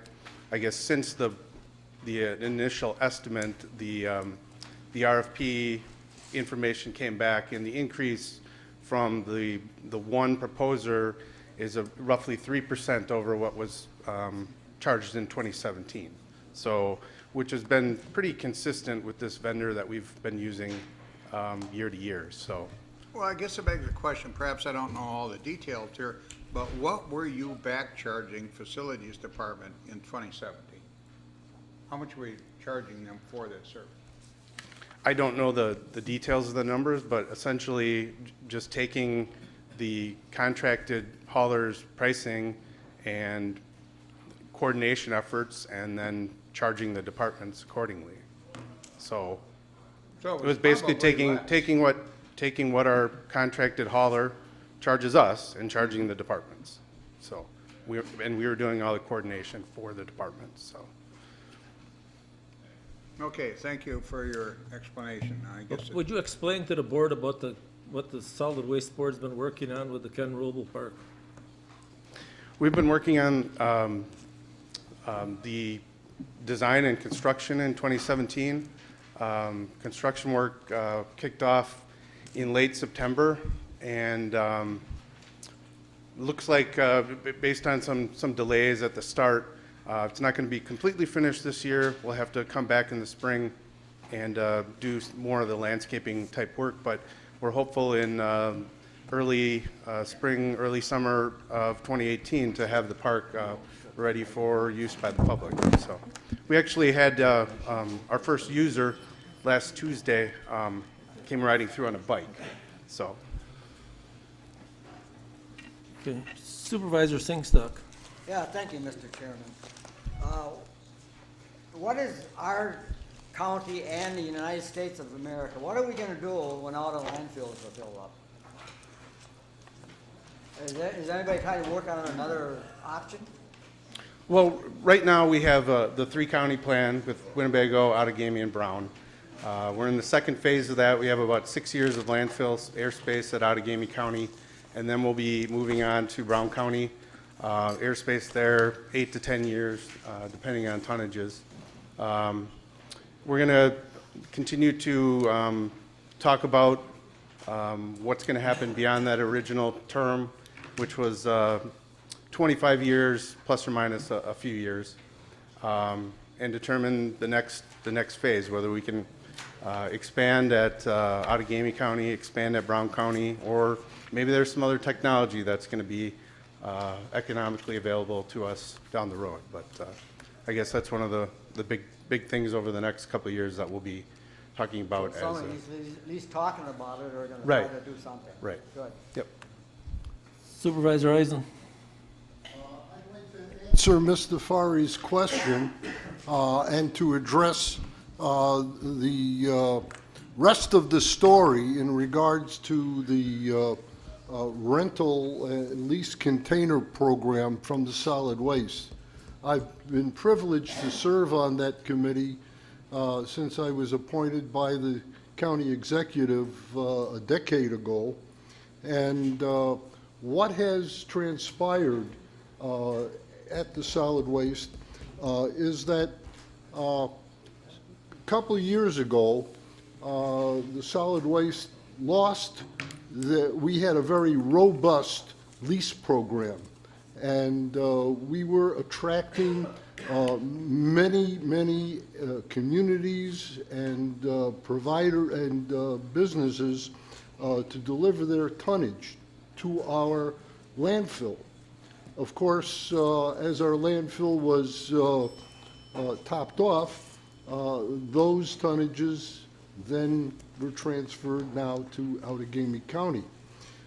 In the lease program, we bid out contracts, and there was a major contract with the city of Neenah. And I think they had maybe in excess of 100 containers, is that correct? Roughly 150 containers. 150 containers. Well, what that means is that they'd fill those 150 containers, and they were under contract to bring that tonnage to us. And that's why we were aggressively having this lease program. Well, we lost that bid to a competitor, and the city of Neenah canceled our, well, they didn't renew their contract with us. So here we lost 150 containers. You know, if they came twice a month or 4 times a month, however much, we lost that with businesses in Neenah. And of course, with the exposure and the loss of exposure of those containers with our name on it, we also lost additional outreach to expand our program. And then, because of our inability to provide larger take-home pay to our employees, we lost a key employee who was aggressive, who was with us for a decade or more, and she went to more happy hunting grounds with the DNR and left left Winnebago County. And the consequence of that is we had no one capable of doing the work that she did with the loss of the Neenah contract, with the loss of that aggressive employee that we couldn't give her enough money to keep her to I was stay. referring more to the millions we added to the budget, not to the employee problems. That's between him and the executive and other people. Well, the result of that is that, as a consequence, the fallout is that the departments will have to sift for themselves in terms of owning the containers and to delivering them to the landfill of their choice. I do appreciate that explanation. I think that simply clarifies the action that was taken, and now it becomes obvious that it was the correct thing to do. So I thank you very much. Thank you. Okay, thank you for being here. That concludes our thing. Now we will go to the resolutions, amendments. Mr. Singstock. I'm trying to put you on, yep. I turned my amendment into Bodner, and he isn't there right now, so I wouldn't Well, have but to- we'll get to it. They'll be bringing them. We won't let you without. All right. Amendment number 1, add 5.5 million to the building capital outlay account of Whitman Airport 2018 budget for the construction of a new terminal. Supervisor Warnke. I ask for your approval for the resolution 208-1120-17, and I would like to talk on the subject. Not that resolution, Bobby, it's just the amendment. Oh, the amendments, the But they- amendment 1? He's got it as a resolution. Okay, amendment 1. But it's an amendment, okay. I'd like to introduce the privilege motion, if I might. We'll try it. Okay, this is for, I'll move to postpone action on amendment number 1 until amendment number 2 are resolved. Second.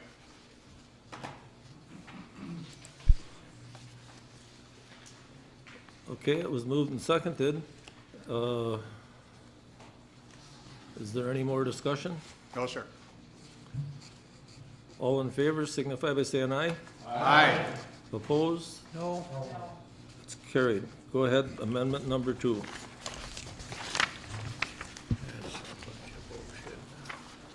Amendment number 2, add 1.1 million to the capital outlay of the Whitman Regional Airport's 2018 budget with funds from the general fund undesignated fund balance. Supervisor Rowe. Thank you, Mr. Chairman. The first thing I have is a handout, if you'll bear with me.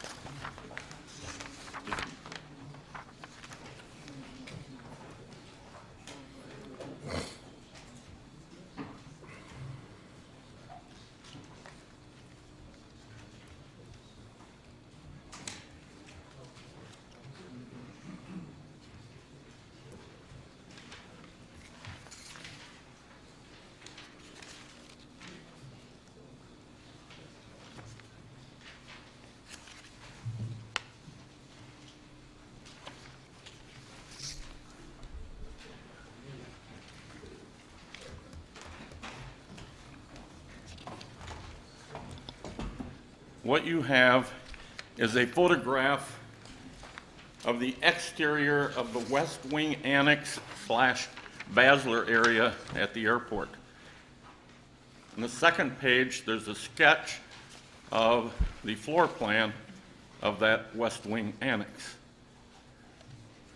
Now that you've had a chance to glance at it, I'd ask you to put it down so that I can proceed with my comments. I ask for your approval of what is resolution number 2, but is going first. Let me begin by thanking the members of the Facilities and Property Management Committee, Supervisors Wingren, Keller, Egan, and Haig. Without their input, prodding, and diligence, we may not have come to our unanimous decision to think outside the box and come up with a solution to a nagging 4-year problem. At a point when I was rather discouraged, one of them took me aside and said, "They have spent 4 years on this issue and couldn't get it done. We can't give up now." For the very new supervisors, a brief history is in order. On February 14th of this year, the Aviation Committee brought in a resolution asking for $5,500,000 for a new aviation administration building. Literally a few days prior to that meeting, a series of emails, yes, those dreaded emails, surfaced between our airport director and the Bureau of Aeronautics in Madison. Those emails began in the spring of 2016 and continued into the fall of 2016. In the beginning, our airport director stated that he would be requesting financial support, quote, this is right out of the email from the airport director to the Bureau of Aeronautics in Madison, he would be requesting financial support, quote, to the fullest extent possible, unquote. That amount is $1,250,000. Several emails from the BOA in Madison during the summer of 2016 asked the airport director, "Where's your request for money? We got money. Where's your request?" Finally, in the fall of 2016, the airport director told the BOA that he would not be requesting the $1,250,000. He stated in an email, the taxpayers of Winnebago County will pay it all. With this information, a motion was made to postpone this issue until the request for funds was made and Winnebago County was told of the BOA's decision. The motion to postpone passed by a vote of 29-2. To date, no decision has been rendered. At that same February meeting, documents were presented showing that approximately a dozen municipal airports throughout the state of Wisconsin had received financial aid in 2016. The most recent had been in December of 2016, 2 months before this discussion on the board floor. In December of 2016, it was for $1,250,000, and I believe it was for Sheboygan County Airport. After that February board meeting, the Aviation Committee was doing nothing to resolve the situation. Therefore, the Facilities and Property Management Committee began thinking outside the box. It was suggested we consider space available in the West Wing Annex where Basler is located. Now at your desk, you have an exterior photograph of the West Wing and a sketch of the interior of that area. Historically, the Aviation Committee meets the first Wednesday morning of each month. For whatever reason, this year, Aviation scheduled several of their meetings on the second Wednesday rather than the first Wednesday. Why is that important? Because Facilities has always had their committee meetings the second Wednesday, so it interfered with people attending both meetings. In April, the Facilities meeting was going to tour the West Wing Basler area. As chairman of Facilities, I scheduled our meeting after the Aviation Committee meeting, and we met at the airport. We normally meet on Knapp Street at the Facilities building, but I scheduled that month's meeting at the airport. We fully expected at least some of the Aviation Committee members to join us for that tour. To our surprise, no one came. There were other months where they met on the second Wednesday. In an attempt to accommodate their attendance at Facilities, knowing we were continuing discussions on the West Wing, we moved that agenda item to later on our agenda in case anyone from Aviation wanted to participate in our discussion. Only one person came. I have personally revisited the West Wing / Basler area on 4 occasions. On one visit, I actually measured existing rooms / offices. Pause, because this is important. There is no need to move any walls or do any remodeling. The sketch you have shows the area in blue which Basler would like to retain. Blue for Basler. The areas in yellow show potential areas for aviation staff. The uncolored or white areas are open for discussion.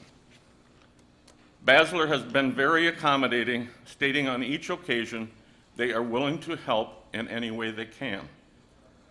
In fact, when I met with the president and CEO of Basler, he offered to give up his office and relocate himself to another area of the West Wing. And his office was in what is now the yellow highlighted area. If you remember, 2 months ago, there was to be a presentation of this concept. We pulled that presentation to finalize one detail. 2 weeks ago, the presentation was put on the agenda for the November board meeting, like 2 weeks from now. At last week's Aviation Committee meeting, it was leaked that an amendment was being brought forward at the budget session this week. You have it before you.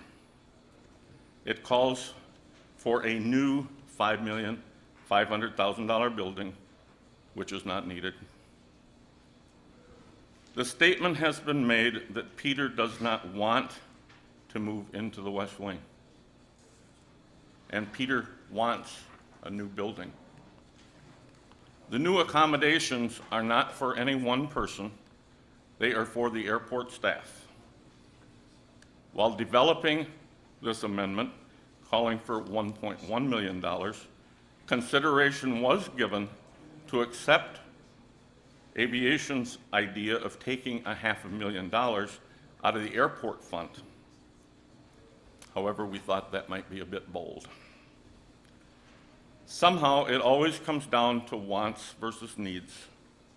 A few people might want to spend $5.5 million, but we only need to spend $1.1 million.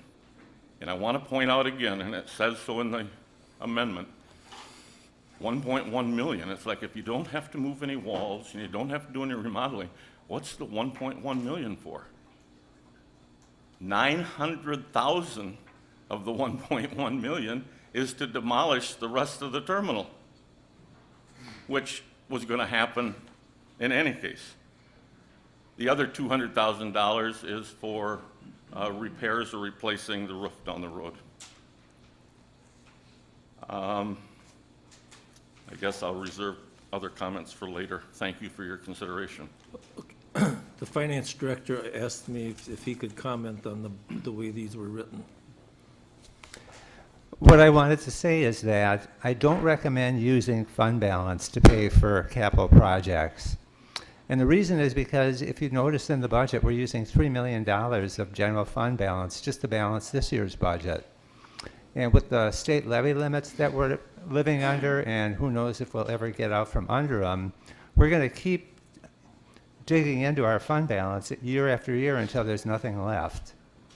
So I think you really need to save your undesignated fund balance to help balance the annual operating budget. Now you can bond for these costs. Interest rates are really low. The only problem with bonding is you need a 3/4 vote. But again, I just don't think it's a good idea to use your undesignated fund balance to fund capital expenditures.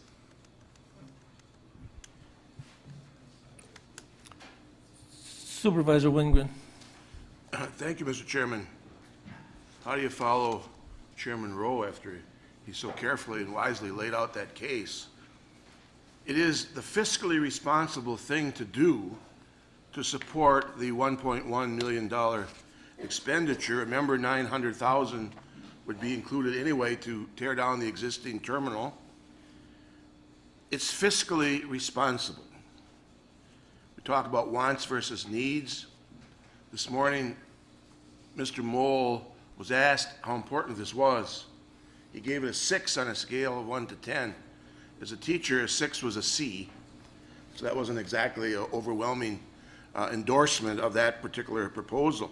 We voted, as Mr. Rose said, in February, not to do this.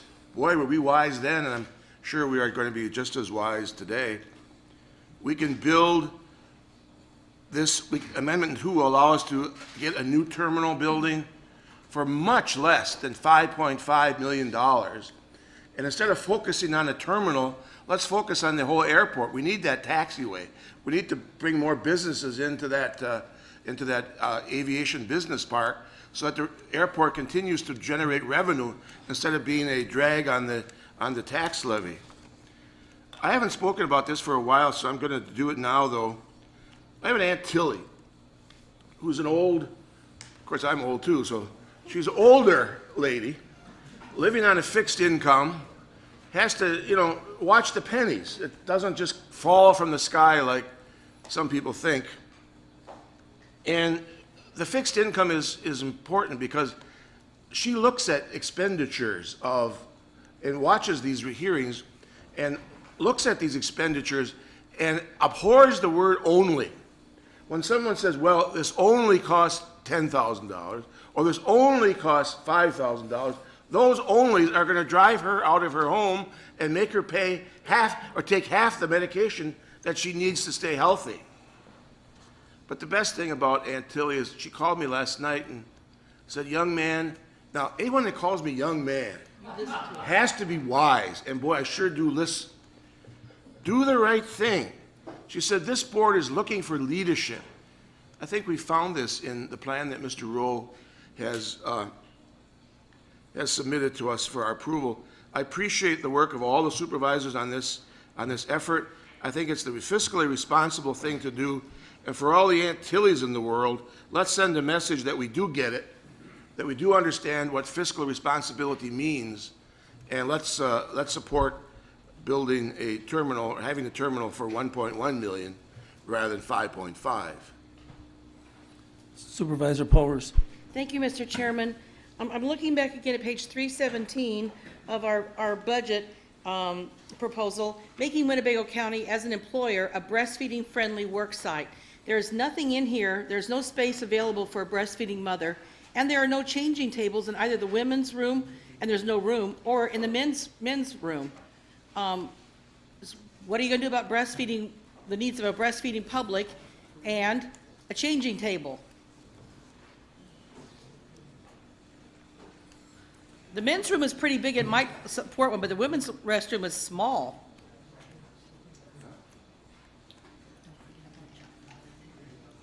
Pardon me, what was small? What is what? The women's restroom is small. There's not really much room in there for a changing table. There might be one for the men's, but there is no place in these plans to make Winnebago County, as an employer, a breastfeeding-friendly work site, and that's one of the goals of our health department, our public health. So there's no reason to take down any walls, but where are you going to put breastfeeders? What unassigned area? You want to answer? I'll answer it all later. Okay. Supervisor Farley. Excuse me. The chairman asked if I would like to answer that. If you don't mind, I'll Yeah. listen and answer them all at the end. Oh, okay. I'm taking notes. Thank you, Mr. Chairman. Supervisor Farley. Thank you, Mr. Chairman, and I certainly want to thank both committees, Aviation for the work they've done in the past and continue to do in the present, and specifically the Committee of Facilities. This is up front, looks like a good idea. Save taxpayers a lot of money. But I'd like to get into a little more of the particulars of it. The $5.5 million building was how many square feet? Anybody know? Anybody remember? 14,200. And this proposal is how many square feet? I knew the question would be asked, and my answer, without sitting down to figure it out, was, who cares, as long as it works? I'm not saying it won't work. I need that comparison. I mean, is it a third of it, a half of it? It's smaller, obviously, right? The entire Basler area is 6,284 square feet. Okay, so it's a little less than half. Okay. That's what I wanted to know. Thank you. Supervisor Gabbard.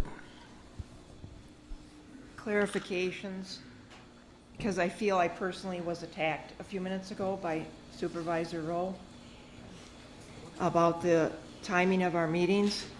So since I have attended almost every aviation meeting, the reason they were switched from the first Wednesday to the second Wednesday had nothing to do with facilities. We had members who were either out of town on vacation or had a conference to attend to.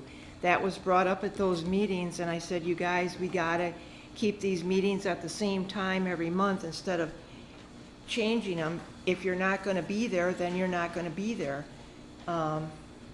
And I believe Supervisor Warnke and Supervisor Singstock would agree with me that we did change some meetings to accommodate their schedules. So that's all I knew. I never thought there was an innuendo of anything to do with facilities meets this time and we're trying to work this out. And then this is gonna shock most of this board.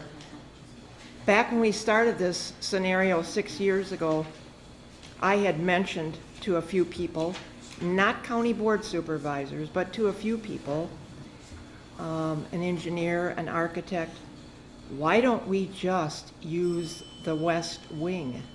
And they said, don't bring that up, that might fly. I brought that up in the first year I was on that aviation meeting committee. I said, the West Wing, we can use the West Wing. And they said, you don't know what you're talking about.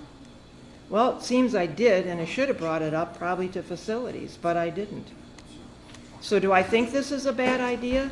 Not necessarily, but I wish it had not come from facilities. I wish that we would have brought it forward as coming from the aviation. So I kept my mouth shut and I went through all this process. I am concerned about Chuck's statement that we should not take this from the undesignated fund balance, because I do believe if you keep pulling out of that fund, eventually we will not have that fund. So I'm hoping that someone would make a friendly amendment to this amendment. The last thing is, back in February, this board decided to delay approving the 5.5 million until Mr. Mall submitted his list to BOA and included the new building in his list, which it was done that way. He had the 13 items, there were 14. I was the one that took out the cross runways because the pilots wanted that out. So in those 13 items that were submitted to BOA after the April public hearing, that building was one of those items, and in February we decided why not wait till BOA comes back and tells us yay it's in, nay it's not in. That has not happened yet. We do not know whether they are going to support the facility being built or not and help us with some funding. So as of today, I do not know if BOA says yay or nay. The list is there. They've approved our submittal of the list, but they have not approved when anything will go on that funding list. That's all I've got to say at this time. Thanks. Mr. Chairman. You wanted to answer, at the end, you said, you got a whole bunch of people questioning you. Supervisor Gordon. Okay, so my first point would be that, going along with Chuck, that we should not be using general funds for a project of this nature. It should be bonded. Also, going to the funding that has been applied for, if that can be used in this renovation, then it would make sense not to do this now until we know about the funding, then vote on it. That's all. Supervisor Haig. Specifically, in regards to taking the money out of the undesignated fund balance, who are we trying to kid?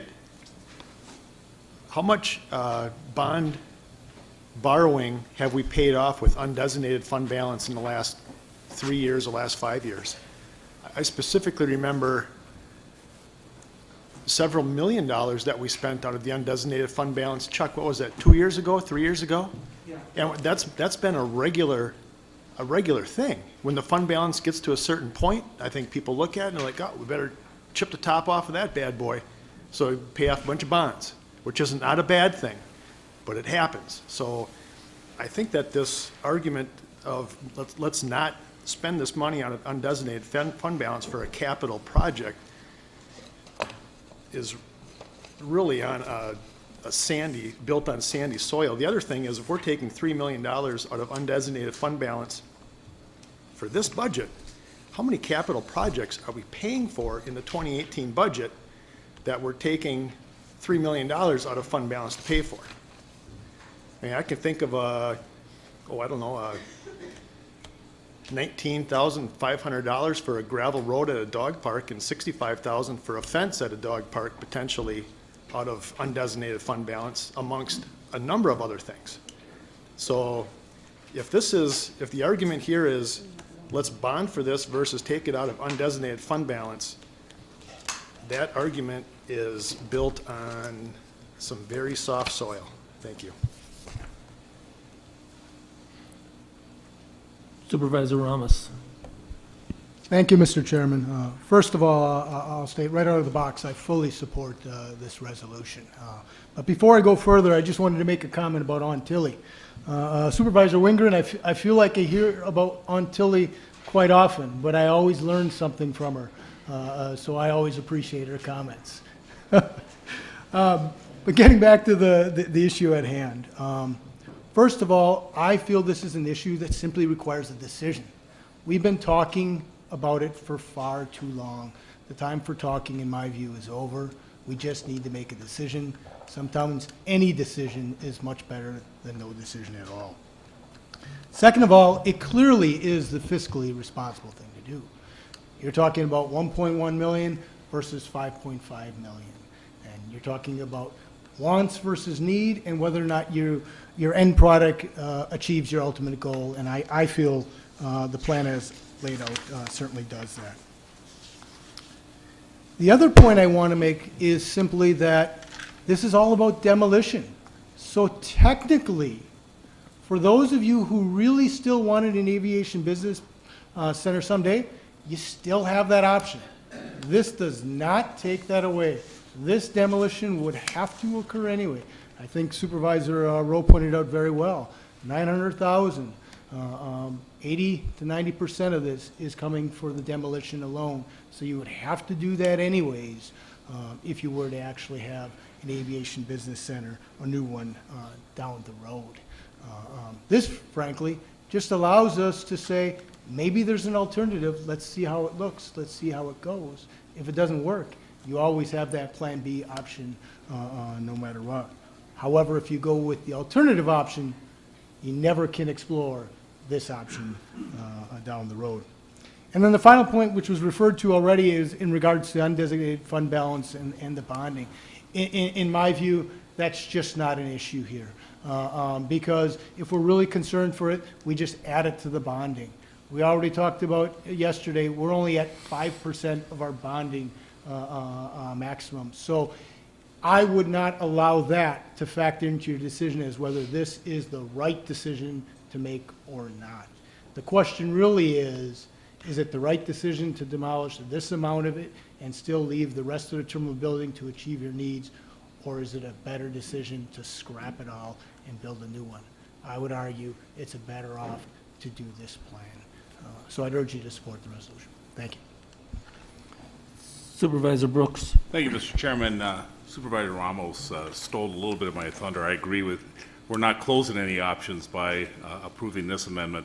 But I am a little concerned about the undesignated fund balance. A few weeks back, we met with the gentleman from Baird. He provided us with the information on the bonds, what the interest rates were going to be. They also provided us a very long explanation as to why we are a good bond risk and why we're getting low rates. And part of it has to do with the level of the undesignated fund balance that we have. I see a little difference in the bonding issue. Excuse me. I see a little difference in lopping off from the top of the unfunded balance because we're not taking it down below the levels that the gentleman from Baird talked about. We're utilizing dollars from the top. And so I do see this as being an issue. I really think we need to consider the bonding. I can tell you I'm not in favor of amendment number 1 now, since hearing the arguments for amendment number 2, but I really think we ought to take a look on how we're going to pay for this. Secondly, and I'm assuming, Supervisor Rowe, that your 1.1 comes from conversations with our facilities director. So those are as solid as you can make them at this point. Okay. Correct. Supervisor Eisen. Thank you, Mr. Chairman. At the beginning of the discussion, to either repurpose or demolish the existing terminal, I was staunchly focused on trying to preserve it, because it appeared to me from the tour we had of the facility that there was something good that we could do with that. And as the conversation continued at the county board level, I did some pencil pushing and some finger walking over the internet. And what I found is that the dilemma that we found ourselves in is not a unique situation, because it is rampant throughout our country. There are airports that are demolishing their terminals because of the change in policies of the airlines. There are airports that are closing. So it's not unusual to see terminals 5 times the size of ours going down because there's no other alternative for their future.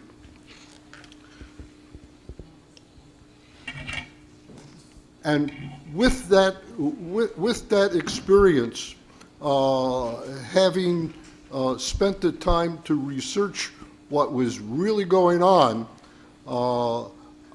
I came to the conclusion that it was not a real sin to let go of that terminal that we had, even though you can hang a Piper Cub inside of it, or maybe even the Wright brothers' original plane. So I'm willing to let it go, and I think that the Facilities Committee members, thinking outside the box, have stumbled upon a path forward, and I would support resolution number 2, amendment number 2. However, the board thinks the best way to finance that would be. Thank you. Thank you. Supervisor Ramos. Thank you, Mr. Chairman. I just wanted to offer up a small amendment, and it was kind of referenced to before when I spoke. So I'm offering up the amendment for line 19, where it says expense increase shall be offset, to remove by a reduction to the general fund and undesignated balance, and simply say expense increase shall be offset by bonding. Just so you know, then it's going to take a 3/4 vote for this amendment to pass.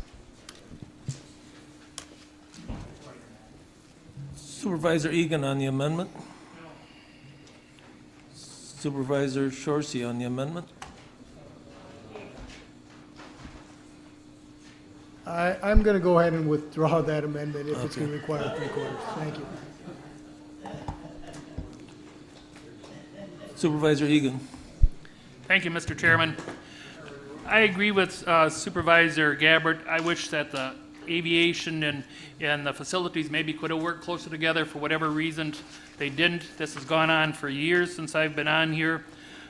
It wasn't just this here that the facilities looked at. Facilities directors told us that there's going to have to be new boilers in there. The roof's going to have to be redone.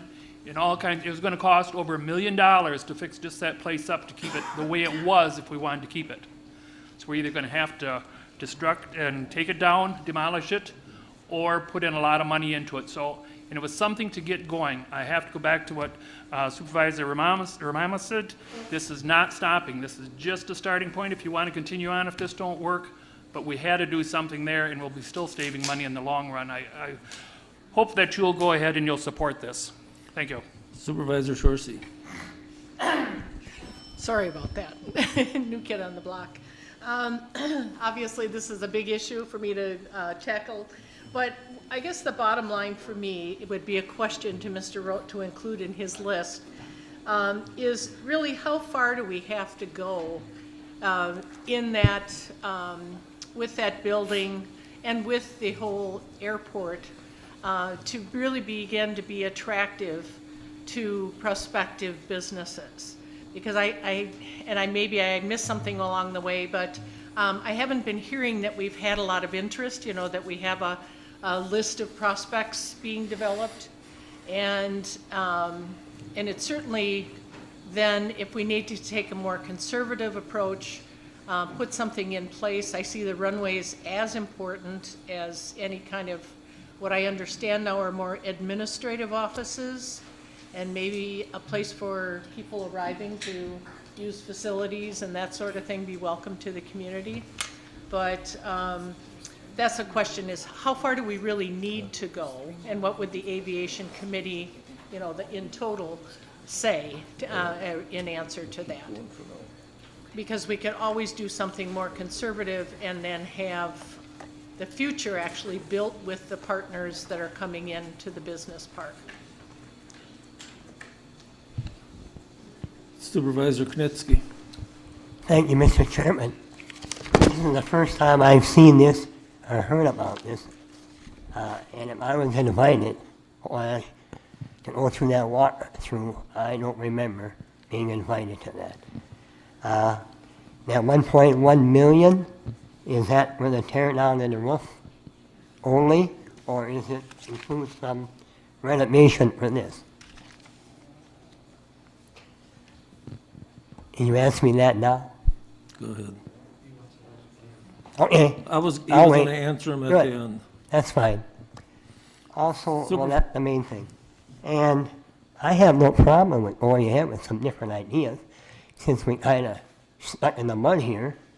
But I guess I have some answers, and I wish I had the old last design of the proposed 5.5 new terminal, so that you can do some comparables and maybe find a flaw or two or omissions in the new design. So that's it for now. Thank you. Supervisor Haig. Thank you, Mr. Chairman. We also need to take into consideration the savings in utilities once the terminal comes down. I've heard figures anywhere from $80,000 to $100,000 a year for heating and cooling of that building, and I know that we have difficulty the way it is adjusting heat. Many times when I walk in there, it's closer to 80 degrees than 70 degrees, and it just seems like we can't get the heat right, especially during the winter. But so take that into consideration too. Long term, this is a savings right out of the boat. And also with the parking lot, we had conversation earlier about fixing parking lots, maintaining parking lots, plowing parking lots. We could probably eliminate half the parking lot out there once the terminal would come down as well. Savings, cost savings there as well, Antilli. Supervisor Rowe. Thank you, Mr. Chairman. I think I wrote all the questions down. If I didn't, please ask them again. I think the first one was about changing tables and so forth. I have to admit, I went into the men's room. I didn't go into the ladies' room. I will tell you, I probably could have because there wasn't anybody else there. I have to tell you, and I wish there were a scale on here. I don't see one. The men's room is huge. If I were to guess, and I had my tape measure, I should have measured it, but the men's room, I would estimate, is probably 12 by 18. I mean, it's huge. Over to the, as you walk in the door, off to the right, I don't know what that little square thing is there, but I'm here to tell you there's a large table, probably 4 feet by 6 feet, that has handy wipes, hand sanitizer, hand lotion, any number of things that, for the purpose now, for when pilots come in there, that they might want to use.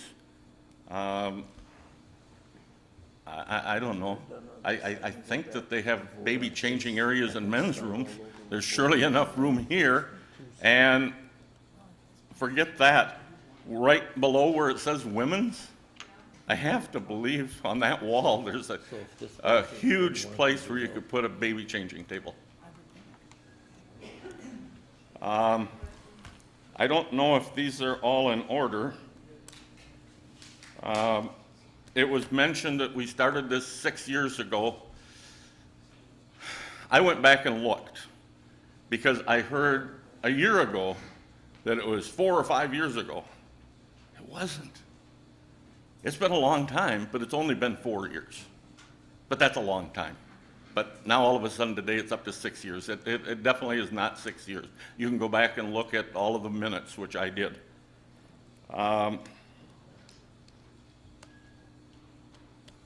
The statement was made, and I think I got this right, that a supervisor wished that this would have come from aviation rather than facilities. I don't know how to put this other than, well, why didn't it? I would have been very, very, very, very, very happy if aviation would have brought this forward. I think the whole board would have been very happy. But to say, why did it come from facilities? I guess because it didn't come from anyplace else.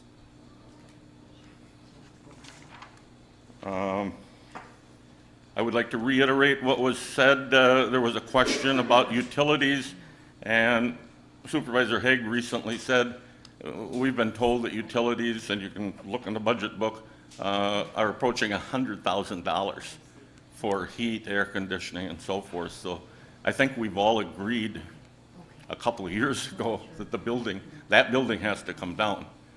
I believe it was over here, Supervisor Konecki said something about out of the 1.1 million, 900,000. $900,000 is to demolish the terminal up to the walkway into the west wing. The total cost for demolition was supposed to be, was anticipated to be 1.3 million, and the facilities director's best guess was that it should be able to be done, not taking down the west wing, should be able to be done for $900,000. And the next thing out of his mouth was something about renovations. I said it earlier, there are no renovations necessary. The first thing we looked at, I shouldn't say the first thing, one of the first things we looked at facilities was redesigning the whole area. We even talked about an elevator going to the lower level. We talked about a lot of ideas. None of that's necessary. There was also some questions, I believe here, about appearance and prospective people coming in and so forth. If you haven't been in there, and I hadn't been up until a few months ago, I was wowed. I told people today, on a scale of 1 to 10, I would give it a 9+. Leather furniture, beautiful carpeting. You can see there's a kitchen or break area. I think they call it a kitchen area there, which I believe is ceramic tile. The reason I didn't color that in is because when I talked to the president and CEO, Rod McNeil, he said, well, I hope we can still have access to that kitchen. I said, I haven't, and I showed him the same thing that you have. I says, you can see I haven't colored it either way. And he says, I don't care if airport staff uses it, it's big enough, nice enough, we can share it. So that's why I didn't color it one way or the other. I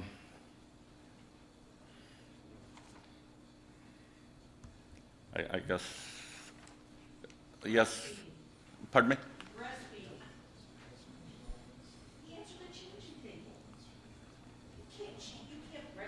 Okay. Push your button if you want to talk. Supervisor Wernke. Well, I got a long list of things that I should talk about. This thing has been going on. Okay, I'll give Mr. Rowe the benefit of the doubt. It's 4 years, but I think it's been talked about longer than that. But I have some questions, and the reason that I even put in the First Amendment was we're all tired of this whole thing. We have been shot down so many times by the facilities and other people on this board for trivial things that would delay it. And to be honest with you, we can't take it anymore. We want this thing settled. The questions that I have is, what are you going to do with Hertz?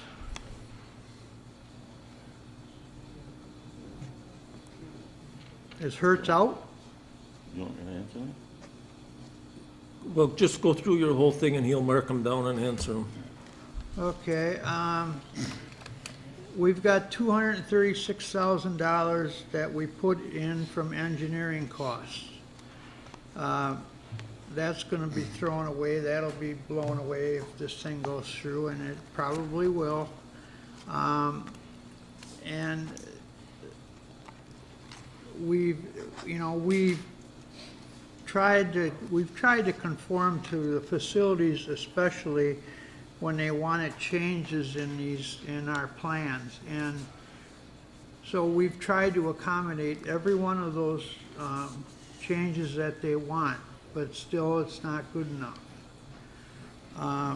There was a resolution introduced, as far as I'm concerned, was illegal and disgraceful when they wanted to put a plug into a resolution that they wouldn't build it unless the airport director was fired.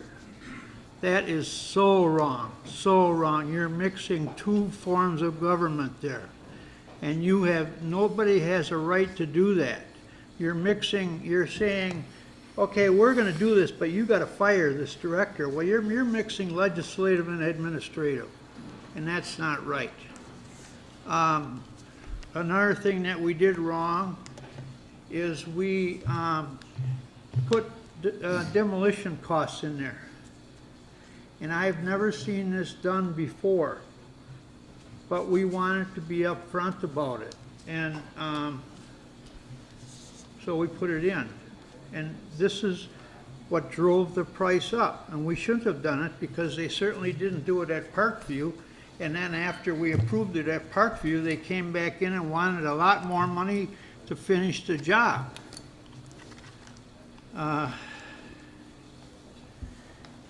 And we also, this was not all to do with tearing this building down and building another one. We had a plan to get rid of the parking lots. What's your plan on the parking lots? I'm talking to you, Mr. Rowe. He's writing them down, just keep going. All right. Now, this property that we're gonna get it's waterfront property. It's very valuable property by tearing this down, and with your resolution, it will happen. So there are some good things about it, and I'll give you that, because it's gonna open it up, and it's gonna open up hopefully a lot more land, especially if you're going to take those parking lots out of there.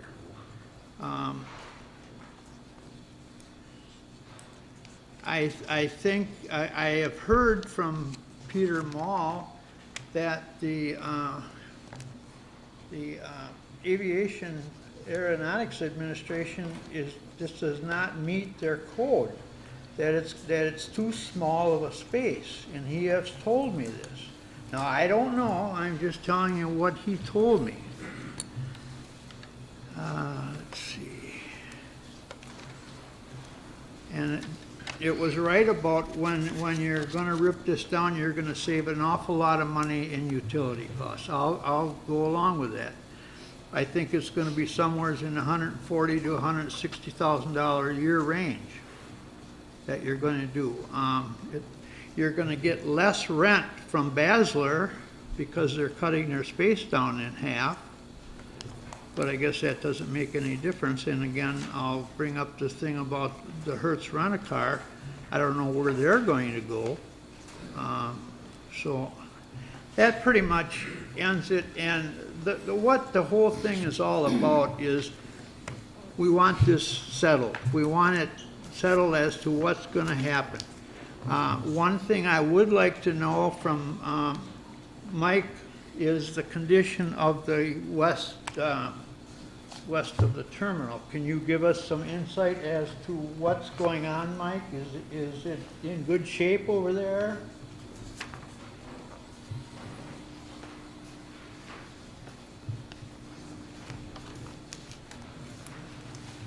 With the west wing, Yes. there are, there's tuck pointing that we need to do. There's the roof repairs that we have to take care of. The HVAC system should be updated. But that is all part of the numbers that we talked about at the facilities committee. So, So we that would should, be included in this 1.1 million? right. So there's, nothing has to be done after the 1.1 million is put in there. That's it. Okay, I guess I'm going to end talking now, but I would like to hear the answers to my questions. Thank you. We have a couple other people that are, got questions. Supervisor Powers, something other than the Thank you, baby- Mr. Chairman. Yes, I asked about a breastfeeding site. Nobody wants to eat in a toilet, and no mother wants to feed her baby in the toilet. So you can't put the breastfeeding location in the bathroom, but there is not any place on here that you have designated for a breastfeeding lounge. And that's one of the goals that the public health has said they want for all Winnebago County employers. Supervisor Shorsey. Try one more time for my question to be a little clearer, I'm sorry. But my question was, how far do we have to go in developing the starting plans for the aviation business park? Is that what it's called? How far do we have to go to attract prospective businesses? That isn't part of this discussion. That is not? No. Well, Supervisor, huh? Okay, because my understanding is maybe where some of the He has, they have difference in... nothing to do with that part of it at this Okay. time. Supervisor Gabbard. This is questions for Mr. Rowe again. Mike kind of answered this, but I really would like to hear more. The roof on the west wing, since we were told that the whole building had a bad roof system, I don't think the west wing repaired itself. So I'm thinking there is some bad roof over that area too. I don't know if it's hundreds of thousands, 10,000, a patch, I don't know, but there's got to be something wrong with that roof if the other part is bad. How many parking lots are you, as the chairman of the facility, looking at demolishing? I would hope some, but I would hope not the large one. My other question was Hertz, and I'd like to hear what you're doing with Hertz. I'm assuming Hertz is going to be told, see ya. And then we would have to also renegotiate Basler's lease that they just signed. So we'd have to bring them back in and renegotiate that lease. Supervisor Knitsky.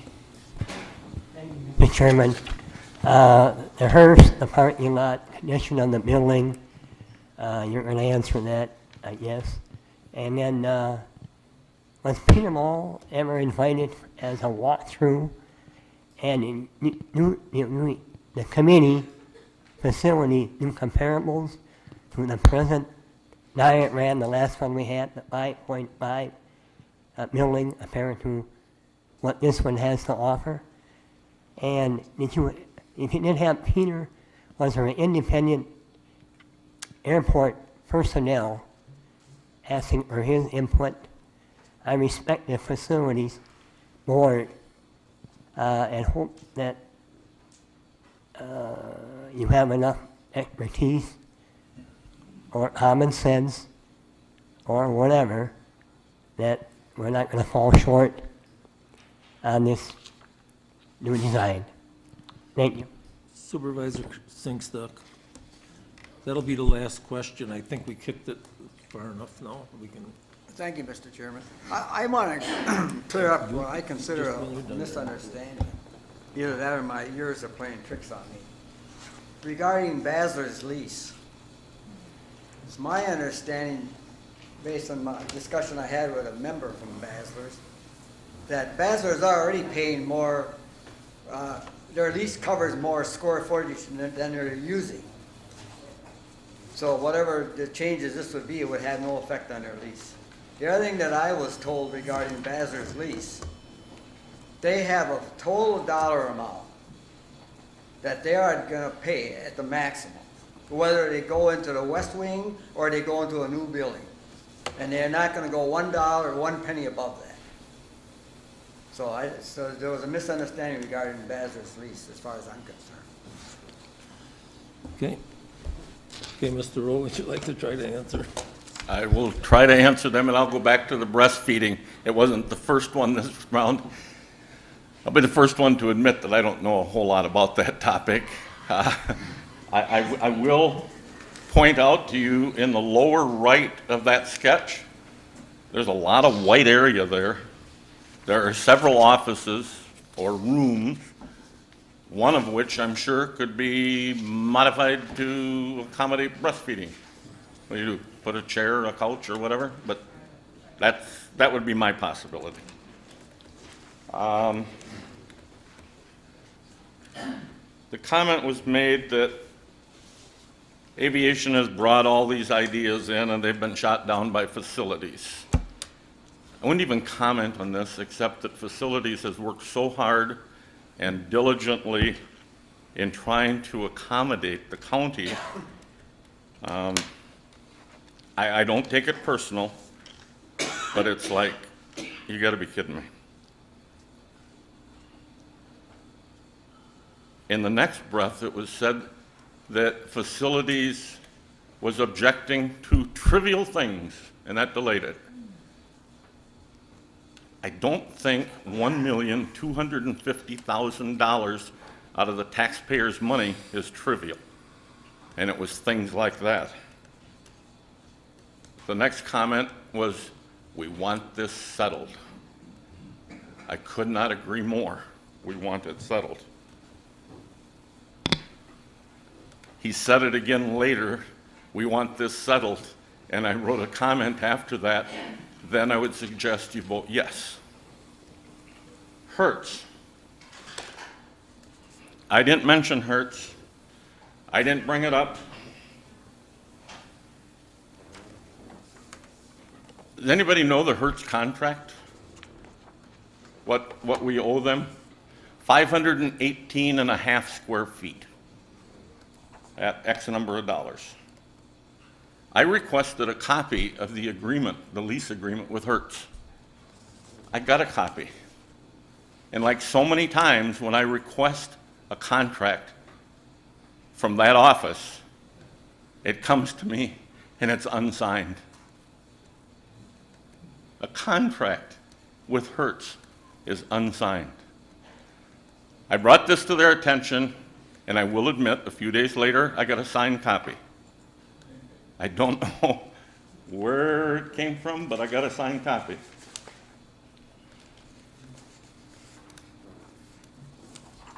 The terms of that lease, and I quote, for a term of 1 year beginning September 1st, 2013, and ending August 31st, 2014, with 2 one-year options to renew. So if we went to 2014, 2015, 2016. So that means that that ran out 14 months ago. I brought that to their attention. I was emailed this, and I'll tell you what this is. This is Whitman Regional Airport letterhead from the desk of the airport director. And this is a quote, exactly what this piece of paper says. Hertz, no change to lease amount or terms for 2016 because of unknown status of new terminal. New agreement will be negotiated when cost of new terminal, if constructed, are known. Leasee agrees to this arrangement. It's not signed. It's not signed by the airport director. It's not signed by Hertz. It's not dated. It's nothing. As far as I'm concerned, you may as well read that side of the piece of paper. We had a lease with them that was up 14 months ago. And as far as I'm concerned, we don't have a lease. Now, I'm not going to say, I don't care. I honestly don't care. With reference to the dog park, my comment has been, I don't have a dog in that fight. Seriously, with Hertz, I don't care. I don't care what you want to do with Hertz. There is a corridor. That's why we were suggesting we demolish it at the beginning of the corridor from the terminal building, and that corridor runs all the way to the west wing. Rental car agency, used to be in there. If you really want Hertz, move them back in there. I don't care. I'm not going to make all those decisions. I'm just trying to make big decisions. I don't want to micromanage. I'm making big decisions, not little decisions. If you want, use some of that white space in the lower right. Give them some space over there. It's white. It's negotiable. We don't care. So I'm not kicking Hertz out. If you guys want to kick them out, you go ahead and kick them out. Maybe you should check and see if you've got a lease first. The next comment was, we've already spent $236,000 on engineering costs for this $5.5 million building. Anybody here ever go to Vegas and slug $500 into a one-armed bandit? And it's like, oh yeah, we'll slug another $500 in, I'll get it back. So you spent $200 and some thousand.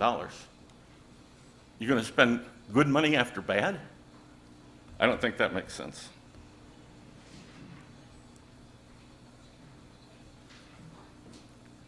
The airport director being fired, which wasn't the language that was used in February, but it was today, the airport director being fired was not part of the motion to postpone. If you recall, that was eliminated. So bringing that up has nothing to do with anything today.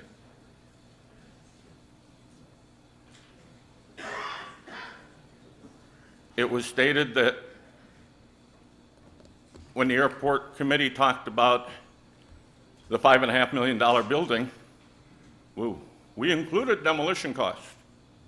Yeah, we got a $1.1 million amendment, $900,000 of it is demolition. So yeah, we brought it in too. It's like, I would have rather not. Then I'd only be looking at $200,000, would have been real easy. Parking. Oh my good God. I don't care what you do with parking. I haven't tackled that part of the airport yet, quite frankly. I'm trying to get the building taken care of. I don't care what you do with parking. I don't care if you increase it, decrease it, move it, turn the pavement upside down. I don't care what you do with parking. That's not up to me or the facilities committee. Parking spots, again, I'm not in charge of parking spots. I don't care. I honestly don't know if you guys have talked about increasing or decreasing parking spots. I think decreasing. I don't care. That would be fine with me. I don't want to increase them. I don't care.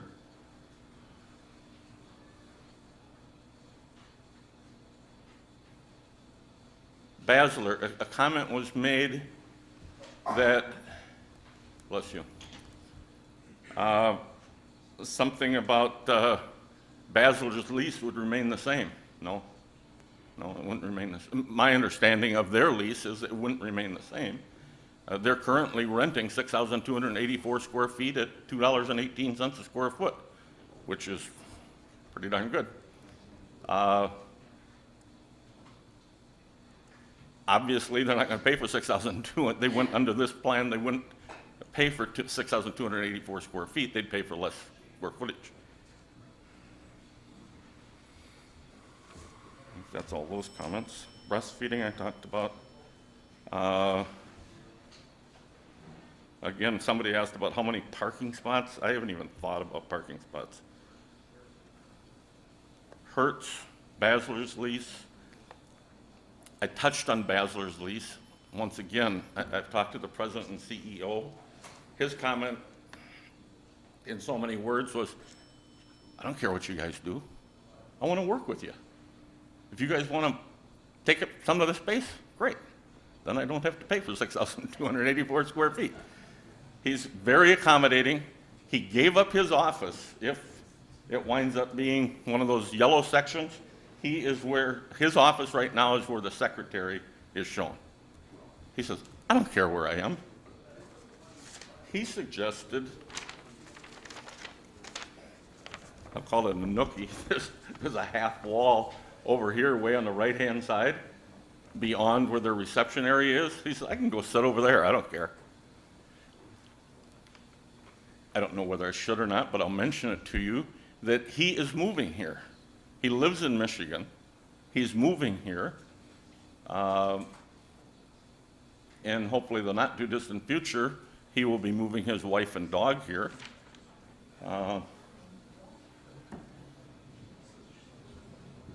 But he was very accommodating and saying he'd do anything he could. I think there was a question whether or not the airport director was invited to take the tour with the facilities committee. Posted as an open meeting. I not only expected all or some of the aviation committee to be there, I thought the airport director might show up, but he didn't. But I'm told that he did show up after several of my visits. What's he looking at now? What's he talking about? Not very complimentary.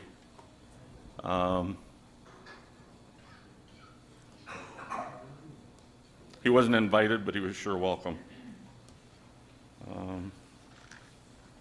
Oh, and then the last section again was, would it have an effect on Basler's lease? And yes, it would have an effect on Basler's lease if the county took over some of their square footage.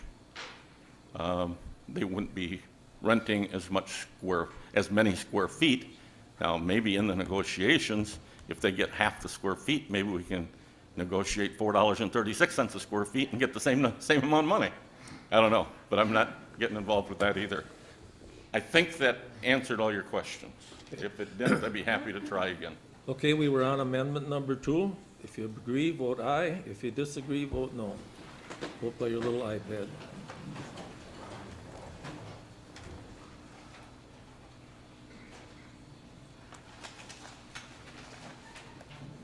You have to click that thing on the bottom, Sue? None of them are, you have to click that thing on the bottom. It's this thing.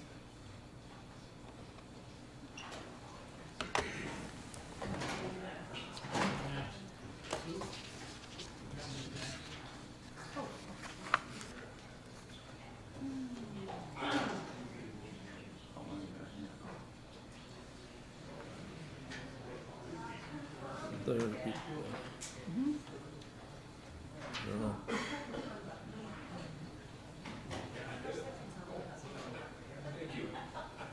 You're missing 1, 2, 3, 4, 5. 1, 2, 3, 4. I think you're missing 4. Missing 5.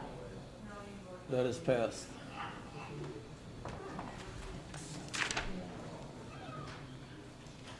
Amendment number 3.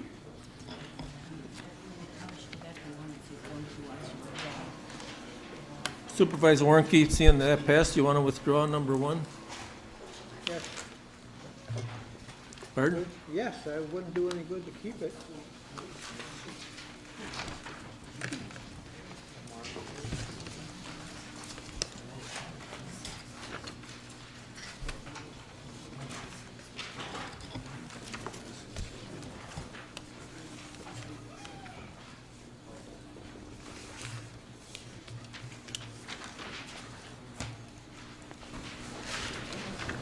So he's done, I can go ahead with 3?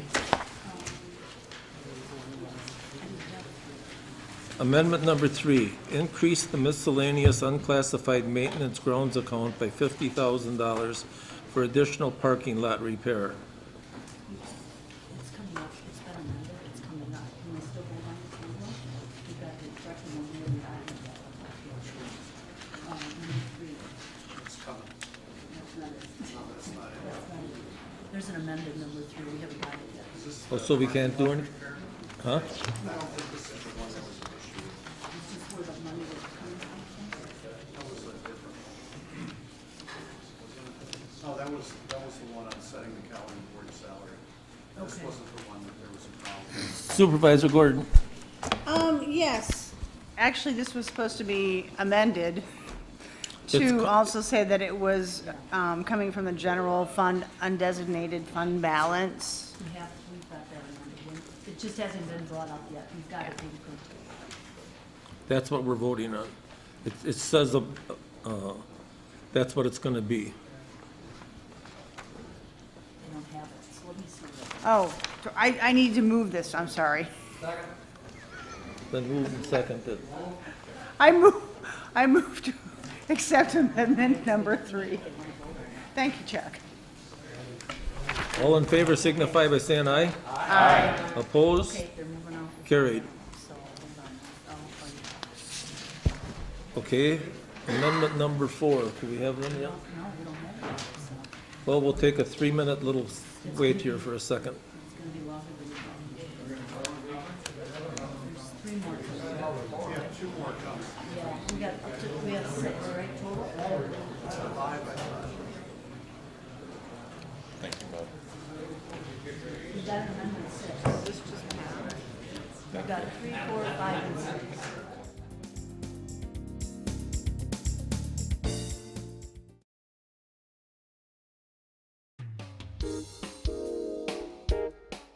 The Winnebago County Board is currently in a break.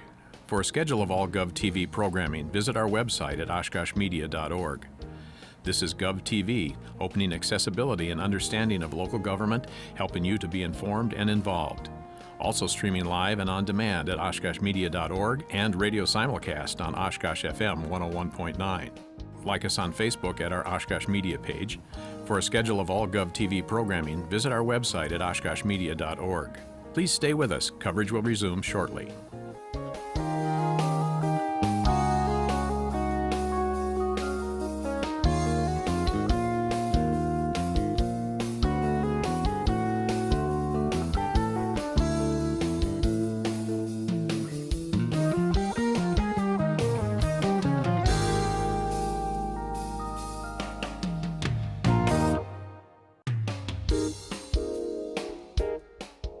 The Winnebago County Board is currently in a break.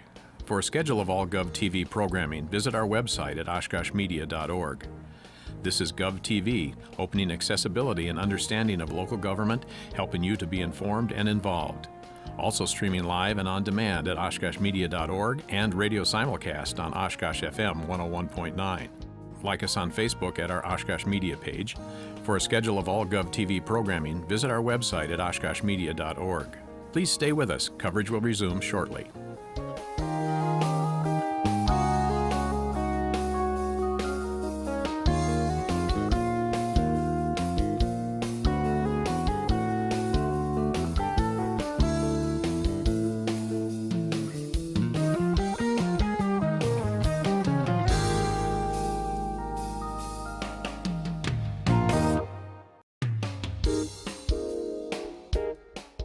The Winnebago County Board is currently in a break. For a schedule of all GovTV programming, visit our website at oshkoshmedia.org. This is GovTV, opening accessibility and understanding of local government, helping you to be informed and involved. Also streaming live and on demand at oshkoshmedia.org and radio simulcast on Oshkosh FM 101.9. Like us on Facebook at our Oshkosh Media page. For a schedule of all GovTV programming, visit our website at oshkoshmedia.org. Please stay with us. Coverage will resume shortly.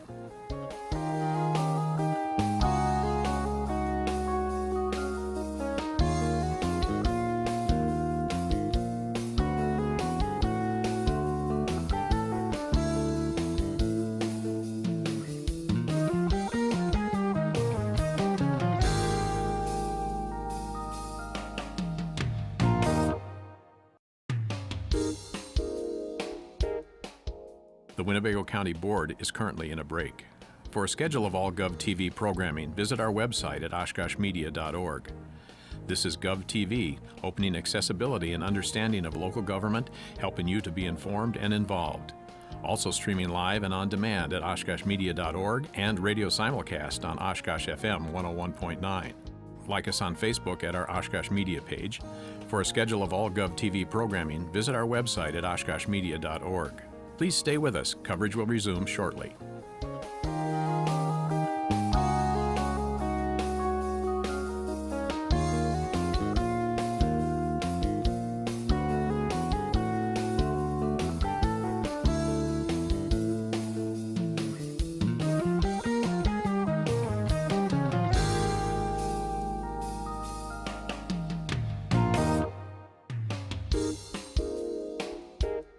The Winnebago County Board is currently in a break. For a schedule of all GovTV programming, visit our website at oshkoshmedia.org.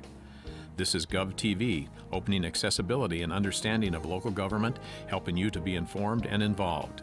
Also streaming live and on demand at oshkoshmedia.org and radio simulcast on Oshkosh FM 101.9. Like us on Facebook at our Oshkosh Media page. For a schedule of all GovTV programming, visit our website at oshkoshmedia.org. Please stay with us. Coverage will resume shortly.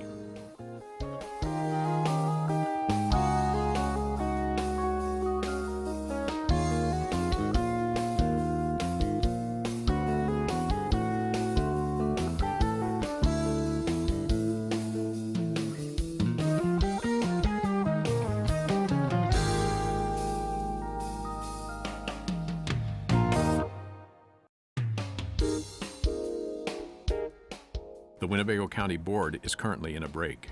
For a schedule of all GovTV programming, visit our website at oshkoshmedia.org. This is GovTV, opening accessibility and understanding of local government, helping you to be informed and involved. Also streaming live and on demand at oshkoshmedia.org and radio simulcast on Oshkosh FM 101.9. Like us on Facebook at our Oshkosh Media page.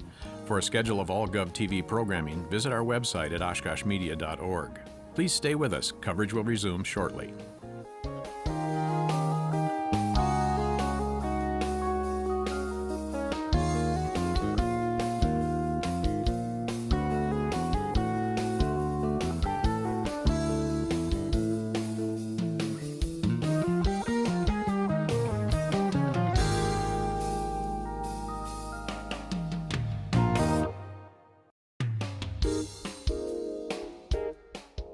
The Winnebago County Board is currently in a break. For a schedule of all GovTV programming, visit our website at oshkoshmedia.org. This is GovTV, opening accessibility and understanding of local government, helping you to be informed and involved. Also streaming live and on demand at oshkoshmedia.org and radio simulcast on Oshkosh FM 101.9. Like us on Facebook at our Oshkosh Media page. For a schedule of all GovTV programming, visit our website at oshkoshmedia.org. Please stay with us. Coverage will resume shortly.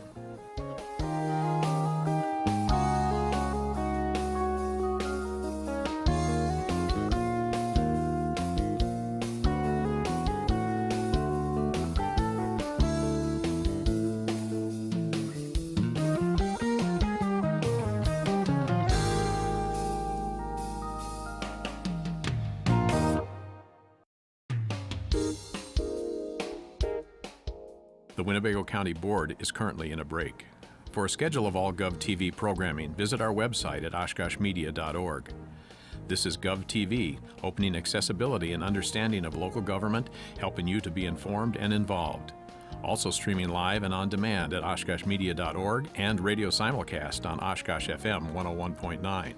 Like us on Facebook at our Oshkosh Media page. For a schedule of all GovTV programming, visit our website at oshkoshmedia.org. Please stay with us. Coverage will resume shortly.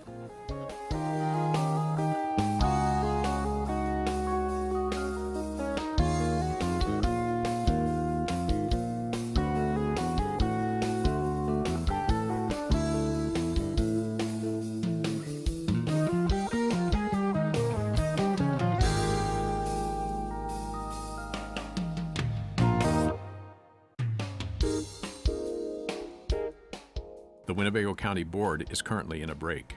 For a schedule of all GovTV programming, visit our website at oshkoshmedia.org. This is GovTV, opening accessibility and understanding of local government, helping you to be informed and involved. Also streaming live and on demand at oshkoshmedia.org and radio simulcast on Oshkosh FM 101.9. Like us on Facebook at our Oshkosh Media page. For a schedule of all GovTV programming, visit our website at oshkoshmedia.org. Please stay with us. Coverage will resume shortly.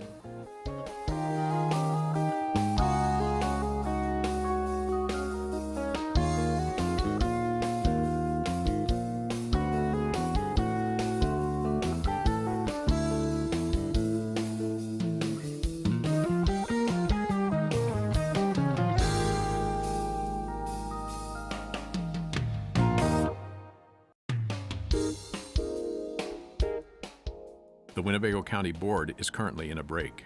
For a schedule of all GovTV programming, visit our website at oshkoshmedia.org.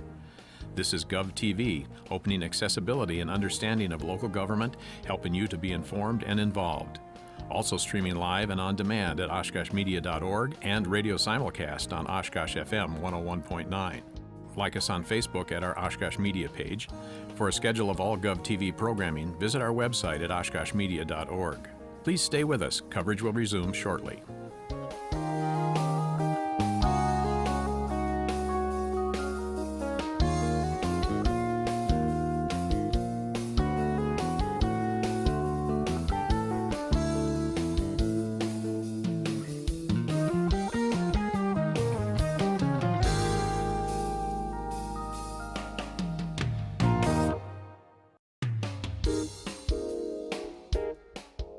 The Winnebago County Board is currently in a break. For a schedule of all GovTV programming, visit our website at oshkoshmedia.org. This is GovTV, opening accessibility and understanding of local government, helping you to be informed and involved. Also streaming live and on demand at oshkoshmedia.org and radio simulcast on Oshkosh FM 101.9. Like us on Facebook at our Oshkosh Media page. For a schedule of all GovTV programming, visit our website at oshkoshmedia.org. Please stay with us. Coverage will resume shortly.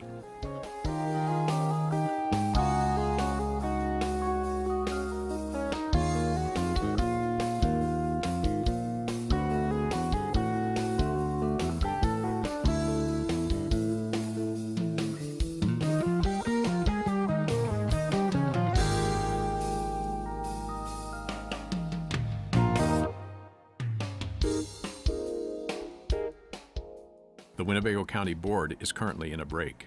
For a schedule of all GovTV programming, visit our website at oshkoshmedia.org. This is GovTV, opening accessibility and understanding of local government, helping you to be informed and involved. Also streaming live and on demand at oshkoshmedia.org and radio simulcast on Oshkosh FM 101.9. Like us on Facebook at our Oshkosh Media page. For a schedule of all GovTV programming, visit our website at oshkoshmedia.org. Please stay with us. Coverage will resume shortly.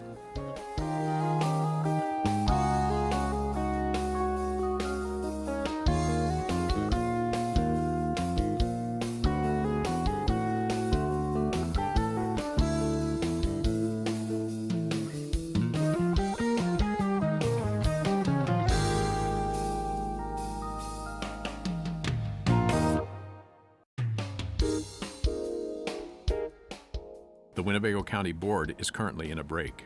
For a schedule of all GovTV programming, visit our website at oshkoshmedia.org. This is GovTV, opening accessibility and understanding of local government, helping you to be informed and involved. Also streaming live and on demand at oshkoshmedia.org and radio simulcast on Oshkosh FM 101.9. Like us on Facebook at our Oshkosh Media page. For a schedule of all GovTV programming, visit our website at oshkoshmedia.org. Please stay with us. Coverage will resume shortly.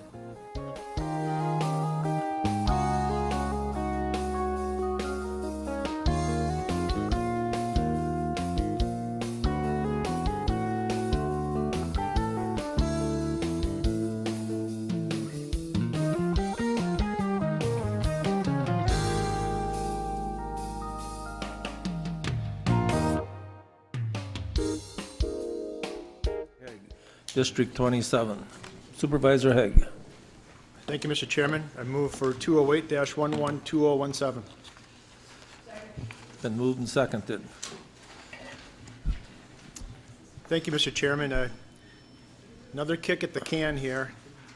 I sponsor this amendment every year, and hopefully this will be the year that we get it done. I think last year was a little bit closer. It's $200,000, and I'm just not convinced that we're getting $200,000 or maybe even $100,000 or maybe not even $50,000 worth of services. So nobody representing East Central here to tell us what they did. I know we get a fancy catalog once a year on some really high-quality paper. It looks really nice, but I'm not sure that there's enough bang for the buck there to keep supporting that. There are surrounding counties, like Brown County does not belong to a regional planning commission, and I don't think that they have any issues with developing bike paths and things of that nature. So hope you guys will support this. Thank you. Thank you. Supervisor Rasmussen. Thank you, Mr. Chairman. Yes, another kick at the cat, and I'll give my same response. As a board member for a township, the East Central does a lot for the townships.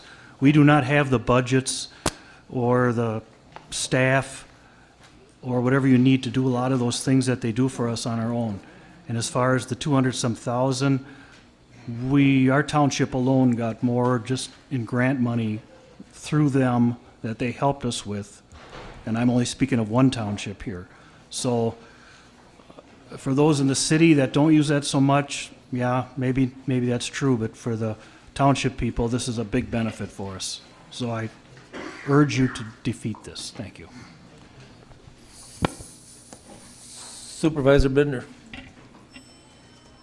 I think you mistook Or me. Schneider, I'm sorry.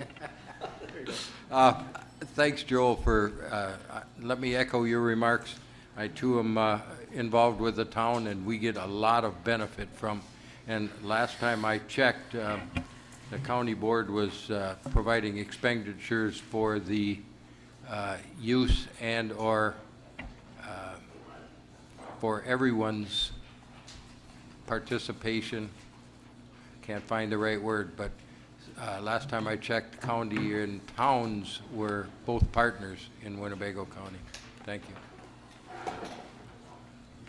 Okay.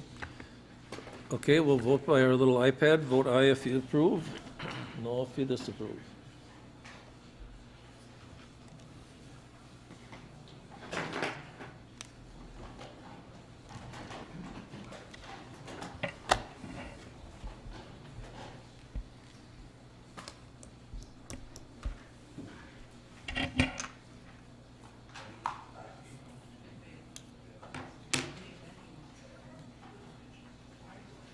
That has failed. Amendment number 5, remove $97,500 from Dog Parks Department budget for North Winnebago County Dog Parks. Supervisor Haig. Thank you, Mr. Chairman. Make a motion for 208-112017. Been moved and seconded. Mr. Chairman, if I could just take a brief moment here, Go ahead. Over the past several years, we've had several different amendments during this time of the year for and against dog park and purchasing dog park property, et cetera, and I see this as just another venture into doing something that we're not necessarily ready for. If we don't even have a place necessarily, why are we budgeting this money into the 2018 budget today? And the answer is simply so that it can get passed with a majority vote versus a 2/3 vote if it comes before us at a regular board meeting. In regards to the dog park itself, I got a dog. I love dogs. I do have a dog in the fight. I would not bring my dog to a dog park. I don't believe in the concept of the dog park. I think that there are just too many things that can happen. I think that there are owners of dogs who do not have the proper shots that they should to go to the dog park, and they do regardless, putting all the pets in those facilities at risk. You can't even board your dog at a professional boarding place unless your dogs have paperwork to identify that they've had the necessary shots for kennel cough, and rabies vaccines and everything else. And I don't believe that that happens at a dog park. I see people walking their dogs, playing with their dogs in their yards, and it's always the same people at the dog park, and the same dogs. They tend to take ownership of those parcels, and it's not a good environment for people when they bring new dogs there. So twofold, I'm not a dog park guy, although I am a dog guy, and I think this is putting the cart way before the horse. Thank you. Thank you. Supervisor Finch. Thank you, Mr. Chairman. I don't have a dog in either, but I am for a dog park. This past Sunday, Duke Banky had a little ad in the paper, not an ad, but a series in the paper about a Northern End dog park. And this was on Sunday.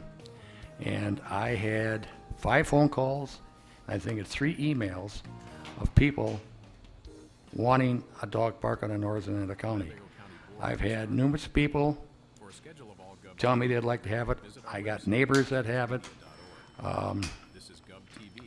I just think that there's enough people on the northern end that are taxpayers that have that right to have a dog park for their dogs. That's all I have to say about it. Thank you. Thank you. Supervisor Roll. Thank you, Mr. Chairman. The only comment I want to make is that I went to the Parks Committee meeting when this was on the agenda, and they went into closed session. And it is my understanding that they do have an alternate site, which, in my estimation, is a good place to put it. Much better than their original Gladfelter property.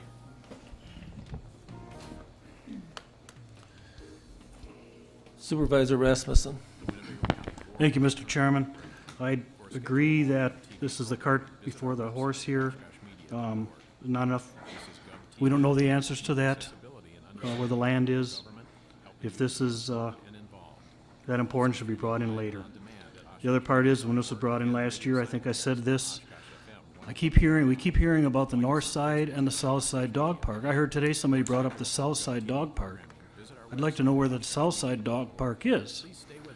In 1995, when we moved the highway department, when I was employed there, out to where it is now on County Y, that site was chosen because it was centrally located in the county, right down the road from the existing dog park. The one we have is in the central part of the county. Just because it's closer to Oshkosh doesn't mean it's south side.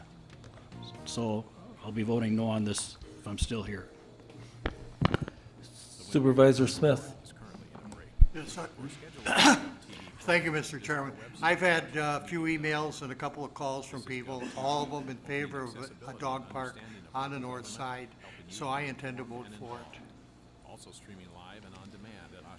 Supervisor Ramos.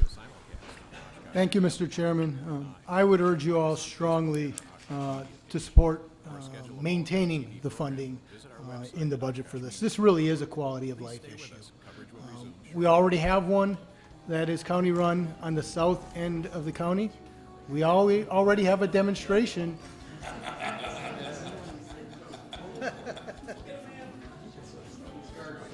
Got to remember the people from Menasha. Okay, we already have one in the central area of the county. We have already demonstrated that it's effective, that county residents like it. It simply is a matter of distance. You're going to want to take your dog to a dog park that is relatively close to where you live. The other issue with this is really in regards to the budget. And we've heard comments in regards to putting the cart before the horse. But I would argue, and I think we talk very often, that the budget is not only a financial document, but it also very much is a planning document. Putting this funding in there is like putting in a placeholder. If you think about it, we do 5-year capital plans because we're putting the plan out there of what our intent is. It doesn't mean that it couldn't potentially change down the road, but it only makes sense for us to demonstrate what our intent is. Earlier today, we passed a resolution, and there was a fair amount of discussion because we were taking some of that funding from the undesignated fund balance, which I supported, even though I recognized the concern.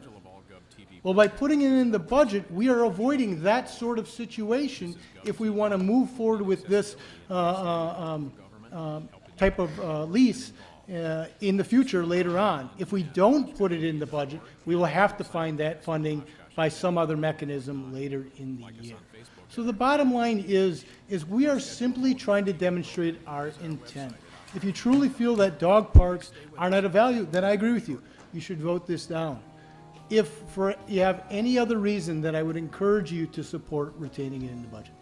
Thank you. Thank you. Supervisor Shirk. Thank you, Mr. Chairman. I've already spoken to the idea that this was a widely popular issue for all my years. Somebody mentioned that it's a quality of life issue. If you live in the northern part of Menasha, for example, you'd have to pack up your dog for a day trip to bring him to the centrally located dog park. I think that, as always, Supervisor Ramos has hit it right on the head. If in fact you just don't want a dog park, that you think one is enough for all of Winnebago County, wherever it's located, then vote against it.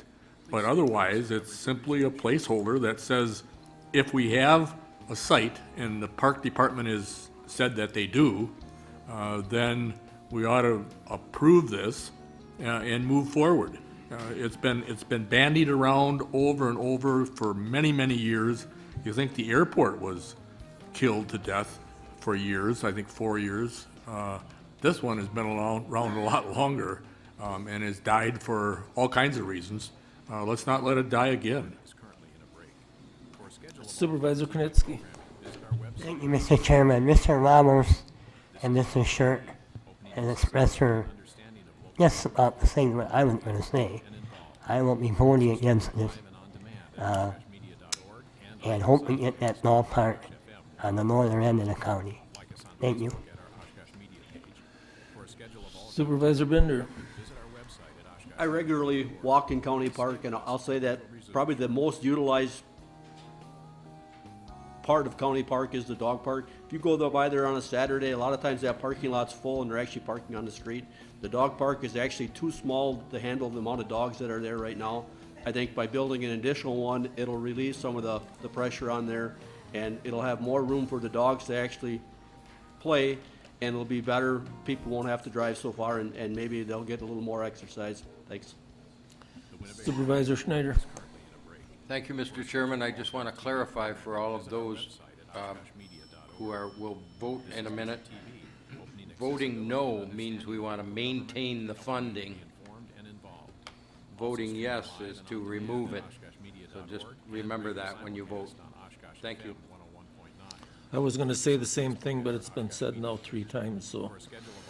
Okay, we'll vote by our little iPad. Vote. Supervisor Haig. Thank you. Just a couple quick rebuttal points if I could. I've been to the park committee meetings. I was on the park committee when we talked about this some years ago. There's plenty of room at the current dog park to make it bigger. We never talk about that. There's all the space that we could possibly utilize there to make that area larger. If it's overutilized, certainly not a problem. Putting items in a 5-year capital plan. Certainly, but those are priority programs or projects that we put in the capital plan. I need to remind you, quality of life or not, we're talking about a dog park. We're not talking about Executive Harris standing before us just last night talking about how there really isn't enough money in the budget to give our county employees a legitimate raise. And we're gonna spend $63,000 on a fence to put around a dog park. We're gonna spend $10,000 perhaps or more a year to rent a piece of property. 5-year capital plan, absolutely. Priority projects, priority programs. People from Menasha need to take a day trip to go to a dog park? It's 20 minutes. Not only is the centrally located, thanks Joel, dog park here 15 or 20 minutes away from just about anybody, but there is one off of Northland as well. So if people don't want to go to this one, they can drive the other way and maybe it's only 12 minutes. There's always room there, drive by the parking lot quite a bit. That one is probably fairly underutilized. If people want to bring their dog to a dog park, there are places they can go. It's not going to break the bank, and it is certainly not a day trip. Thank you. Thank you. Supervisor Bender. I think Rob's in the back. One of the meetings, we had a person ask if they could make the dog park bigger at County Park, and Rob told them that there was no more room to expand that park. Rob's in the back, if he maybe can confirm that. Supervisor Gordon. Just once again, I want to comment on a quality of life issue. Some people don't have time to make a 25-minute drive and then spend a half an hour with their dog because perhaps they're working 2 jobs. But at least they would have the opportunity to have some quality time outside, in nature, perhaps with friends, and making their life just a little bit better. That's what we're here for, is to make this county a better place to live. Thank you. I will be voting for it. Okay, we'll vote by our iPad. Vote aye. You vote aye if you want to remove the money from the dog park or for the dog park. Vote no if you don't.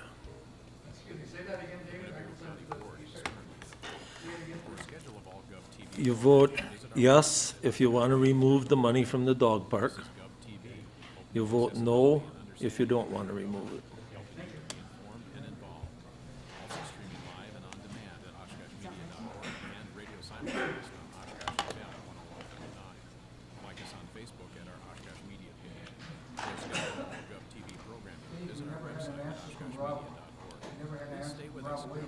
Why we can't add on to that dog park?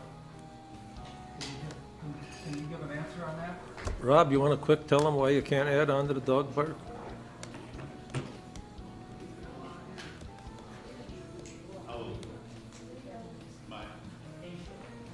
The dog park lines up, you have the service road directly to the south of it.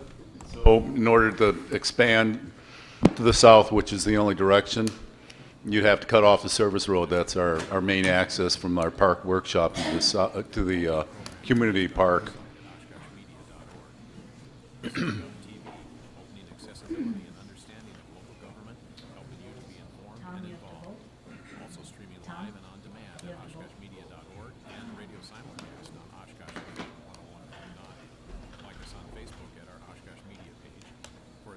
That has failed.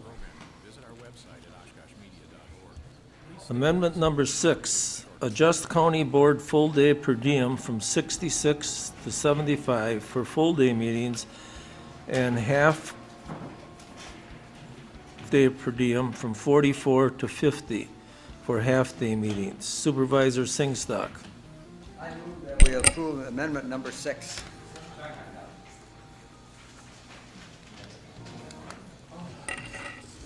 Supervisor Wingren. Thank you, Mr. Chairman. What happened to public service? Unbelievable. If you don't think that the amount of money is correct, don't run for re-election. You've got the little packet right here. Finally, I guess I could ask Supervisor Ramos What do you think Aunt Tilly would say about this?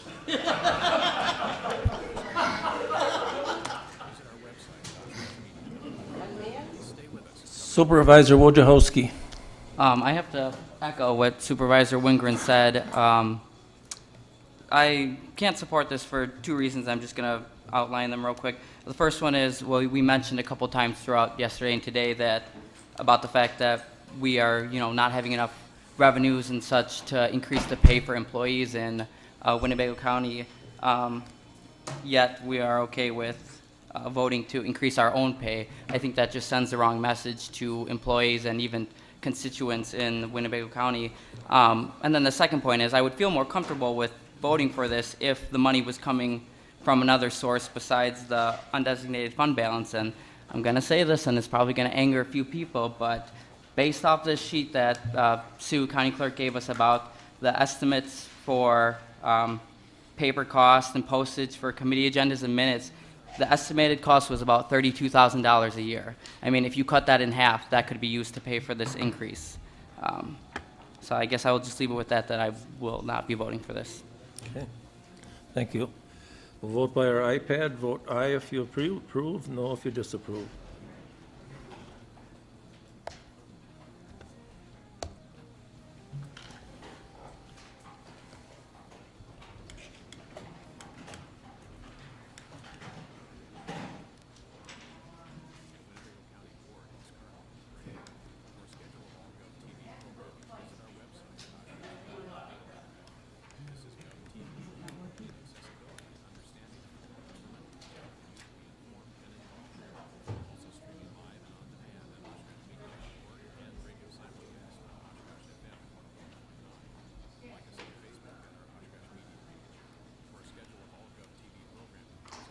That is passed. Dave, can I just say something? Sure. Just so everybody knows, this is just to put the money in the budget for an increase.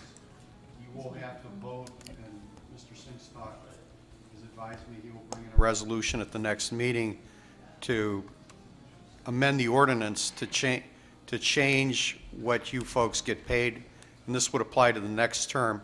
However, statutorily, that has to be passed by a 2/3 vote. So just so everybody knows, because I think people are going to say, well, why are we voting on this twice? This just puts the money in the budget for it. All right? Okay. Supervisor Gordon. I had a question on amendment number 3. Was it a voice vote for that? Yes. Okay. Supervisor Furry. Do you need a motion to approve the budget as amended? With Mr. Rasmussen, the personnel. Okay, thank you.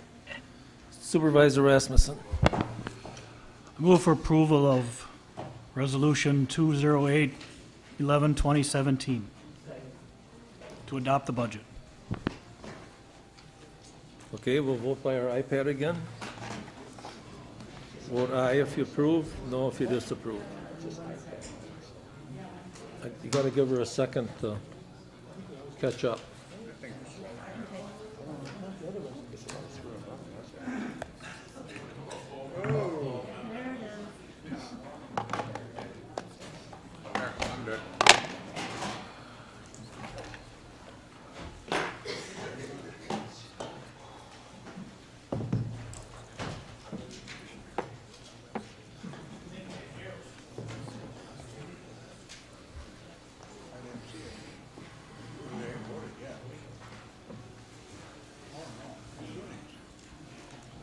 That is passed.